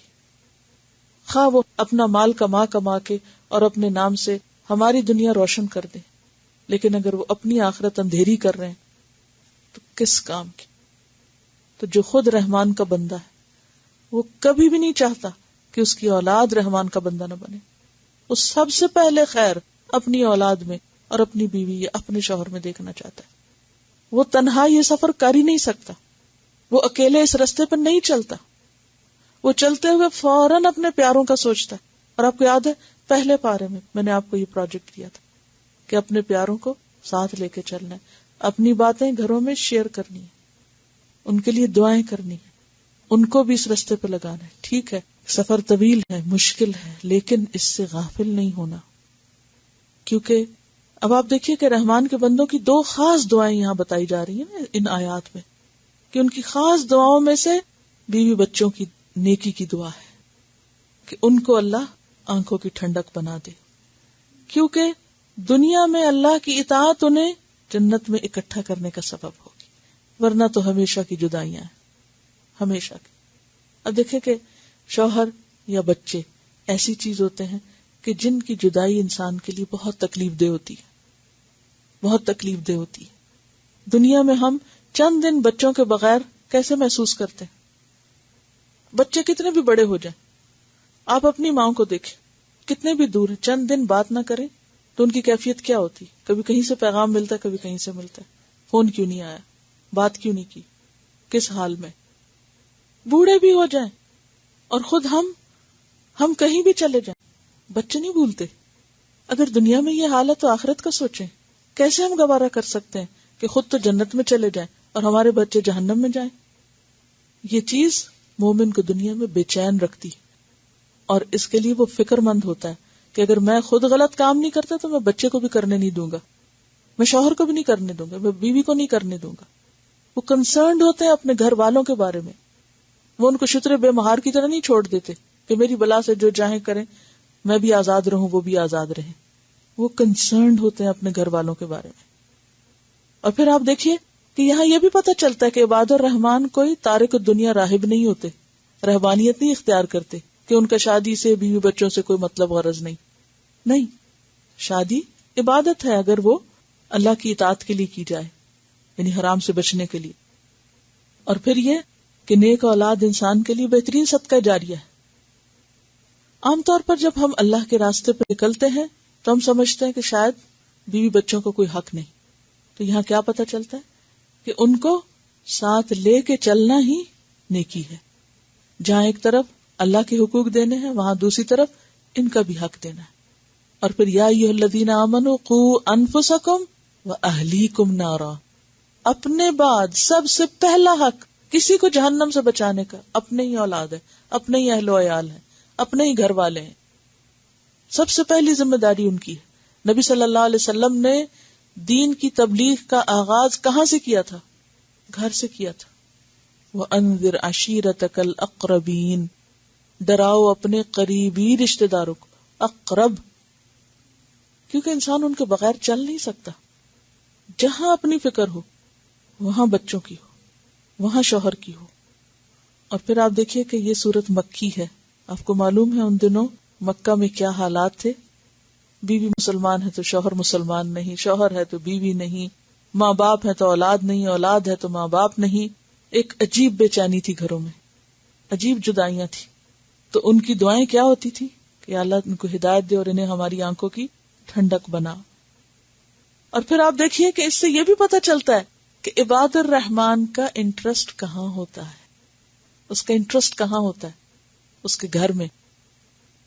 عباد الرحمان کا انٹرسٹ ان کے گھر میں ہوتا ہے. وہ گھر سے باہر راحتیں نہیں ڈھونڈتے، وہ حرام طریقوں سے آنکھوں کی ٹھنڈک حاصل نہیں کرتے، وہ کسی حرام چیز کو آنکھوں کی ٹھنڈک نہیں کہتے. وہ اپنی بیوی اور اپنے بچوں میں خوش ہوتے ہیں، وہاں سے وہ راحت پاتے ہیں. اب یہاں آپ دیکھیے کہ پیچھے کہا کہ وہ زنا نہیں کرتے، قتل نہیں کرتے، اور یہاں کیا کہا کہ وہ دعائیں مانگتے ہیں کہ یا رب تو ہمارے پیاروں کو ہماری آنکھوں کی ٹھنڈک بنا دے. اور پھر وَجَعَلْنَا لِلْمُتَّقِينَ إِمَامًا، ہمیں متقین کا رہنما بنا، امام بنا. اور امام سے مراد یہاں کو خلیفۃ المسلمین نہیں ہے. گھریلو زندگی میں ہر کوئی اپنے گھر میں کیا ہے؟ امام ہے. کلکم راعٍ وکلکم مسئول عن رعیتہ، تم میں سے ہر شخص نگران ہے اور ہر شخص سے اس کی رعایا کے بارے میں پوچھا جائے گا. اور پھر والمرأة راعیۃ فی بیت زوجہا، عورت بھی اپنے شوہر کے گھر میں کیا ہے؟ راعیہ ہے، وہ بھی امام ہے. بچوں کی اس سے بھی پوچھ ہوگی. تو اس چیز کے لیے انسان کو دعا مانگنی چاہیے. اس میں آپ دیکھیں انسان کوشش تو کرتا ہے مگر دل اللہ کے ہاتھ میں. ہم کتنی بھی کوشش کر لیں جب تک اللہ دلوں کو نہ پھیرے ہم تو کچھ نہیں کر سکتے. لیکن اگر یہ چیز نصیب ہو جائے تو کیا ہی اس میں خیر ہو. اب دیکھیں کہ آپ سب مائیں ہیں، آپ دیکھتی ہوں گی روز آپ سب پہ یہی کیفیات گزرتی ہیں، کوئی مجھ پہ انوکھی نہیں گزرتی. ہر وقت دھیان کہاں لگا ہوتا ہے؟ کچھ کر رہے ہو آپ، دھیان کہاں ہوتا ہے؟ گھر میں، بچوں کے بیچ میں. کہاں ہے؟ کدھر گئے؟ نیچے ہیں، اوپر ہیں، دائیں ہیں، بائیں ہیں. تھوڑی دیر کے لیے پتہ نہ چلے، کوئی کھٹپٹ نہ سن رہی ہو تو پھر کیا ہوتا ہے؟ کہاں گئے؟ باہر تو نہیں نکل گئے؟ فون کر رہے ہیں تو تب، کہیں بیٹھے ہیں تو تب، کوئی آیا ہے تو تب، باہر نکلے تو تب. ہر وقت چاروں طرف آنکھیں کھلی رکھنی پڑتی ہیں. رات ایسے ہی ہوا کہ میں نے دیکھا میرا بیٹا نہیں ہے تو میں نے کہا کہاں گیا؟ پتا چلا بیسمنٹ میں. اچھا ٹھیک ہے. اس وقت میں نے کھڑے ریلنگ پہ میں کھڑی تھی، میں نے کھڑے اللہ کا شکر ادا کیا. میں نے کہا شکر اللہ کا میرے شوہر نیک ہے. اگر میرے شوہر کو اس چیز سے دلچسپی نہ ہوتی، وہ اس وقت بیٹھ کے کوئی واہیات فلم دیکھ رہے ہوتے اور میرا بیٹا وہاں اتر جاتا تو میرے لیے کتنے عذاب اور اذیت کی بات ہوتی. میں نے وہیں کھڑے ہو کے اللہ کا لاکھ شکر ادا کیا کہ اگر وہ میرے پاس نہیں اور وہ نیچے ہے تو وہ محفوظ ہے. کتنا ضروری ہے کہ نیکی پر رشتے قائم ہوں، اور کتنا ضروری ہے کہ ایک دوسرے کو دین کی طرف پکڑ کے رکھا جائے. کیونکہ تنہا یہ سفر کاٹنا بہت مشکل ہے، اور خصوصاً بچوں کی تربیت کے حوالے سے بہت زیادہ ذمہ داری ہو جاتی ہے. تو اس لیے اگر انسان کو اس فیلڈ میں زیادہ محنت کرنی پڑے کیونکہ اس میں محنت زیادہ لگتی ہے. باہر محنت کم لگتی، گھر میں محنت زیادہ لگتی. آپ اتنی دیر میں کتنے ہزاروں کو سکھا سکتے ہیں اور اتنی دیر میں ایک کو سکھانا ناممکن ہوتا ہے، اس کو پکڑنا مشکل ہوتا ہے. تو اس وقت انسان کو یوں لگتا ہے نا جیسے وقت ضائع ہو رہا ہے. نہیں، وقت ضائع نہیں ہو رہا، کیونکہ اگر وہ بگڑے تو سب بگڑ جائے گا. تو بہرحال پھر بھی یاد رکھیں کہ ہم جتنی بھی کوشش کر لیں ہدایت اللہ کے ہاتھ ہے. کبھی ہم یہ نہ سوچیں کہ اگر ہم کوئی محنت کر رہے ہیں تو وہ ہمارا کچھ کمال ہے یا ہمارا نتیجہ، وہ اللہ ہی کرتا ہے. ورنہ اگر اللہ نہ چاہے تو کوئی پیغمبر بھی اپنی اولاد کو نہیں سدھار سکتا، یہ اللہ ہے جو کرواتا ہے. تو ایسی صورت میں انسان کو جہاں باہر نیکیاں کرنی ہے وہاں گھر کے اندر بھی اس کا فکر کرنا ہے اور دعائیں مانگنی ہے، کیونکہ یہاں عباد الرحمن اللہ سے مانگتے ہیں. والذین یقولون ربنا ھب لنا من ازواجنا وذریاتنا قرۃ اعین واجعلنا للمتقین اماما. اور اللہ ہمیں متقین کا امام بنا، یعنی ہمارے تابع، ہمارے انڈر، چاہے ماں ہے تو اس کے اندر بچے ہیں یا باپ ہے تو اس کے اندر بیوی اور بچے، یا اللہ ان سب کو متقی بنا. کیوں؟ اس لیے کہ قیامت کے دن ان کے بارے میں پوچھ ہونی ہے، پوچھ ہوگی ان کے بارے میں. شکر کرے بیوی سے شوہر کے بارے میں نہیں پوچھ ہوگی، یعنی بیوی سے شوہر کے بارے میں نہیں پوچھے گا، شوہر سے بیوی کے بارے میں پوچھا جائے گا. آپ اپنے طور پر جتنا بھی سمجھا سکتے ہیں بتا سکتے ہیں، مگر ذمہ داری شوہر پر ہے بیوی اور بچوں کی، بیوی پہ ذمہ داری ہے بچوں کی. ٹھیک ہے. اولئک یجزون الغرفۃ بما صبروا، یہ ہیں وہ عباد الرحمن جن کو جزا دی جائے گی اونچے بالا خانوں کی شکل میں، بوجہ اس کے کہ انہوں نے صبر کیا. ان کے صبر کے بدلے میں انہیں بلند مقام ملیں گے. غرفہ جو ہے یہاں پر اسم جنس ہے، واحد جمع سب کے لیے استعمال ہوتا ہے، کیونکہ سورۃ سبا میں جمع بھی استعمال ہوا ہے. وَهُمْ فِي الْغُرُفَاتِ آمِنُونَ، کہ وہ بالا خانوں میں آرام سے رہ رہے ہوں گے. سورۃ الزمر آیت 20 میں آتا ہے لَهُمْ غُرَفٌ، یہاں بھی جمع ہے. اب یہ غرفات کیا ہیں، یہ بالا خانے کیا ہیں؟ اس سے مراد کوئی فلیٹ سسٹم نہیں ہے. کہ ایک دفعہ میں کہیں پڑھا رہی تو مجھ سے کسی نے کہا کہ یہ کیا جنت ہے، اگر دنیا میں ہم فلیٹس میں رہ رہے ہیں تو قیامت کے دن بھی وہیں پھر بالا خانے، تو وہ بالا خانے ان کو اٹریکٹ نہیں کیا. بالا خانے سے مراد کوئی یہ نہیں ہے کہ نیچے اوپر گھر بنے ہوئے ہوں گے تو وہ ان کو اوپر والا گھر یا اوپر والی فلیٹ مل جائے گا. اس سے مراد بلند مقامات ہے. مثلاً آپ دیکھیں جن علاقوں میں جو ہلی ایریاز ہوتے ہیں تو جو گھر ہلز پہ بنتے ہیں ان کی قیمت زیادہ ہوتی ہے یا جو نیچے بنتے ہیں. یہ مراد ہے اس سے کہ ان کے جو گھر ہوں گے وہ اونچی جگہوں پر ہوں گے. اور کتنے اونچے؟ ایک حدیث سے پتہ چلتا ہے کہ جیسے یہاں سے تم میں سے کوئی ستارے کو دیکھے، وہ اتنے اونچے. اصل میں دنیا میں تو کوئی چیز ہے نہیں جو جنت کو آپ مثال سے بھی سمجھا سکے، لیکن تھوڑی بہت کوشش ہی ہوتی ہے انسان کے امیجنیشن کی. حدیث میں آتا ہے جنت میں ایسے بالا خانے ہوں گے، یعنی ایسے اونچے گھر ہوں گے، اور اس میں آپ دیکھیں کہ ضروری نہیں کہ وہ فلورز مراد ہیں، اس سے مراد اونچی چھتوں والے بھی ہو سکتے ہیں. آپ نے دیکھو گے کہ عام طور پر پیلسز کے دروازے کتنے بڑے ہوتے ہیں. عام گھروں کے دروازے کیا ہوتے ہیں؟ چھوٹے چھوٹے ہوتے ہیں، لیکن پیلس کے دروازے اونچے اونچے اور اس کی چھت بھی اونچی. تو وہاں پر جنت میں بھی یعنی یہ ایک یہ معنی ہو سکتا ہے کہ اونچی جگہوں پہ گھر ہوں جیسے ہلی ایریاز ہوتے ہیں، یا پھر یہ ہے کہ ویسے ہی وہ اونچے ہوں، یا یہ کہ ان کی چھتیں اونچی ہوں، یعنی کہ وہ بہت شاندار اور عالی شان قسم کے ہوں. حقیقت اللہ ہی جانتا ہے. جنت میں ایسے بالا خانے ہوں گے، یہ حدیث ہے، جن کا اندرونی حصہ باہر سے اور بیرونی حصہ اندر سے نظر آتا ہوگا. یہ کیسے ہوں گے؟ جن کا اندرونی حصہ باہر سے اور بیرونی اندر سے، یعنی اندر سے باہر، باہر سے اندر دیکھ سکیں گے. لوگوں نے پوچھا اے اللہ کے رسول صلی اللہ علیہ وسلم، یہ غرفے کن لوگوں کے لیے؟ ان کو غرفات کہا گیا جو اندر سے باہر، باہر سے اندر نظر آ رہے. فرمایا جو شخص اپنے کلام کو نرم رکھے، نرمی سے بات کرے اور پاک رکھے، یعنی جھوٹ فریب سے بچے، ہر مسلمان کو سلام کرے بغیر کسی فرق کے، ہر ایک کو سلام کرے، لوگوں کو کھانا کھلائے اور رات کو اس وقت نماز پڑھے جب لوگ سو رہے ہوں. یعنی جس کو ایسے گھر چاہیے اس کی یہ قیمت ہے. دنیا میں اچھے گھروں کی اور بہترین گھر کی تلاش کبھی بھی انسان کی زندگی میں ختم نہیں ہوتی. بعض اوقات آپ دیکھتے ہیں کہ کوئی شخص بالکل بوڑھا ہو چکا ہوتا ہے اور وہ عالی شان گھر خرید لیتا ہے، تو سمجھ نہیں آتی کہ بھئی اس کے آگے جانے کے دن ہے، یہ کس چکر میں ہے. یعنی ایسے خیال آتا ہے نا انسان کے بھی فکر کرنی چاہیے، آگے یہ اس طرح کی چیزوں پر اپنی زندگی کی آخری حصہ بھی گنوا دے گا تو کیا بنے گا. ویسے تو کسی کا نہیں پتا کہ کون کب چلا جائے، لیکن بڑھاپا ایک ایسی چیز ہے کہ جس کے بعد آگے جوانی پھر کوئی نہیں ہے، پھر اور مزید زندگی نہیں ہے. وہ تو پھر ہر دن آگے واپسی کا دن ہے، واپسی کا سفر کاؤنٹ ڈاؤن شروع ہو چکا ہوتا ہے. تو یہ ایک ایسی ہرس ہوتی ہے انسان کو جو کبھی بھی ختم نہیں ہوتی. آپ نے دیکھو گا کہ آپ کسی بھی گھر میں رہے ہوں کبھی بھی مطمئن نہیں ہوں. کیا سوچتے ہوں اب آئندہ جب تبدیل کریں گے تو اس سے بہتر گھر لیں گے، یہاں یہ ٹھیک نہیں وہ ٹھیک نہیں. تو ایسی جگہوں کے لیے انسان کو چاہیے کہ کوشش کرے، ان گھروں کی فکر چھوڑے اور ان گھروں کی فکر کرے. اور اس کی قیمت کیا ہے؟ اذا خاطبهم الجاهلون قالوا سلاما يمشون على الارض هونا اور يبيتون لربهم سجدا وقياما. یہ ساری صفات جو اس حدیث میں آئی ہیں پیچھے آیات میں بھی آتی ہیں، بات وہی بنتی ہے پھر.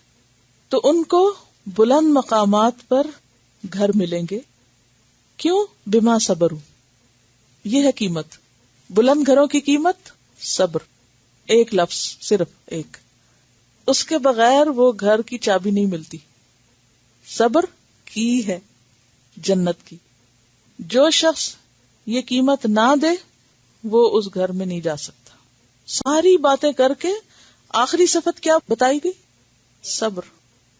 انہیں یہ بدلہ ان کے صبر کی وجہ سے ملے گا. تو جنت کی قیمت صبر ہے. صبر کے بغیر کوئی شخص جنت والے عمل کر ہی نہیں سکتا.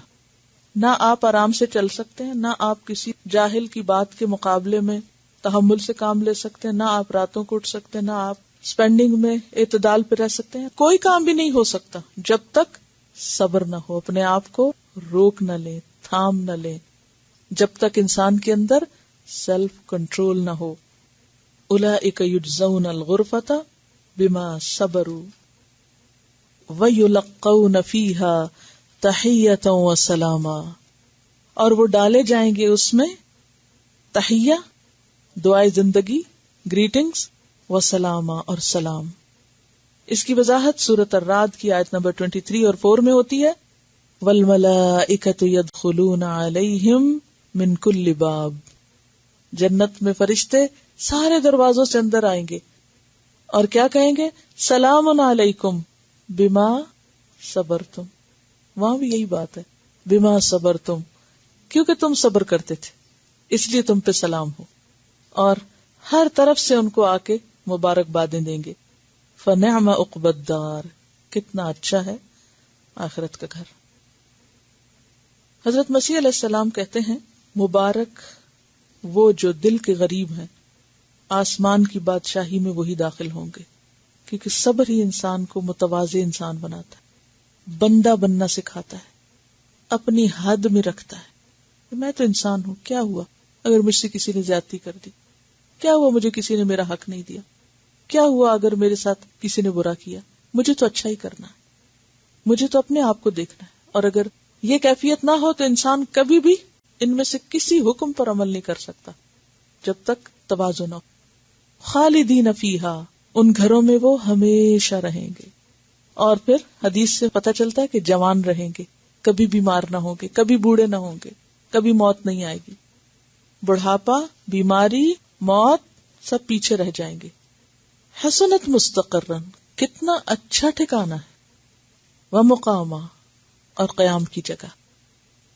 پیچھے جہنم کے لیے بھی یہ دو لفظ آئے، مستقر اور مقام، اور یہاں بھی مستقر اور مقام جنت کے لیے آ رہے ہیں.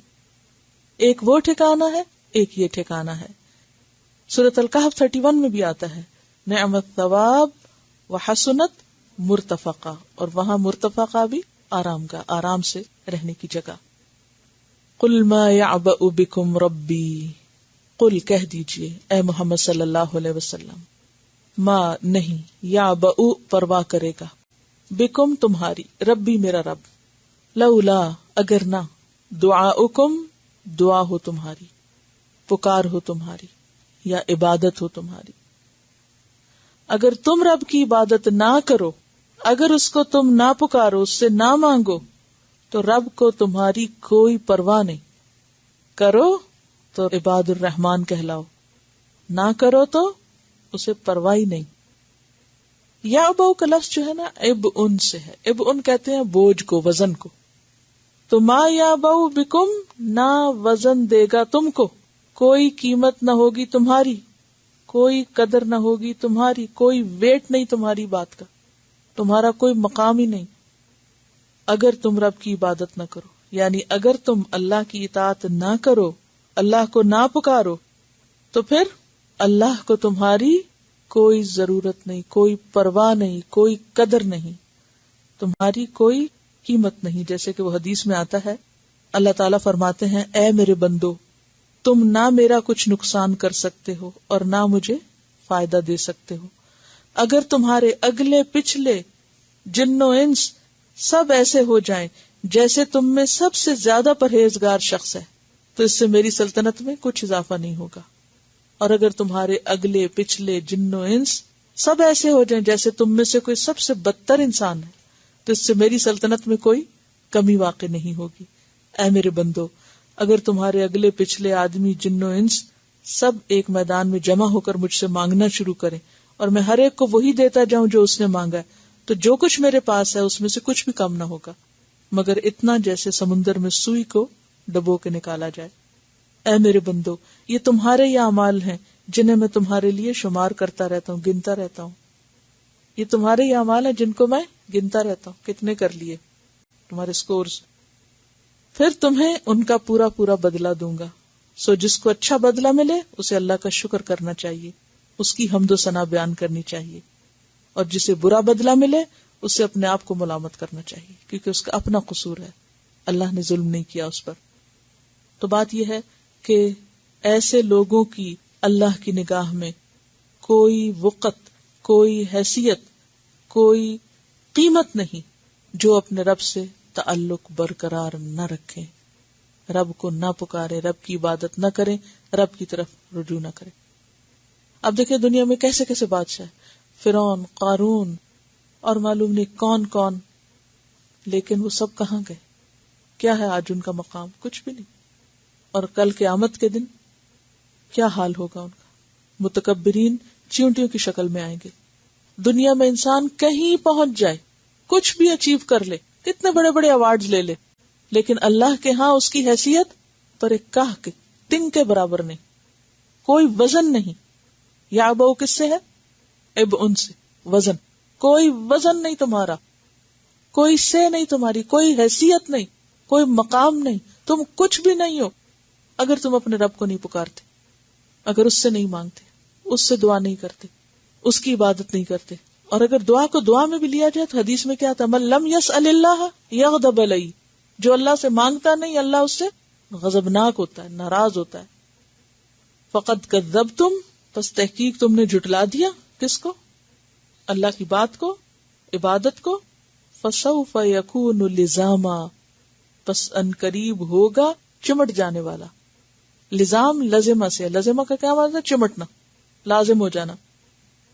تو ان قریب وہ سزا ملے گی جو تم کو چمٹ جائے گی. جیسے وہ پیچھے غرامہ تھا نا، ویسے ہی لزامہ ہے.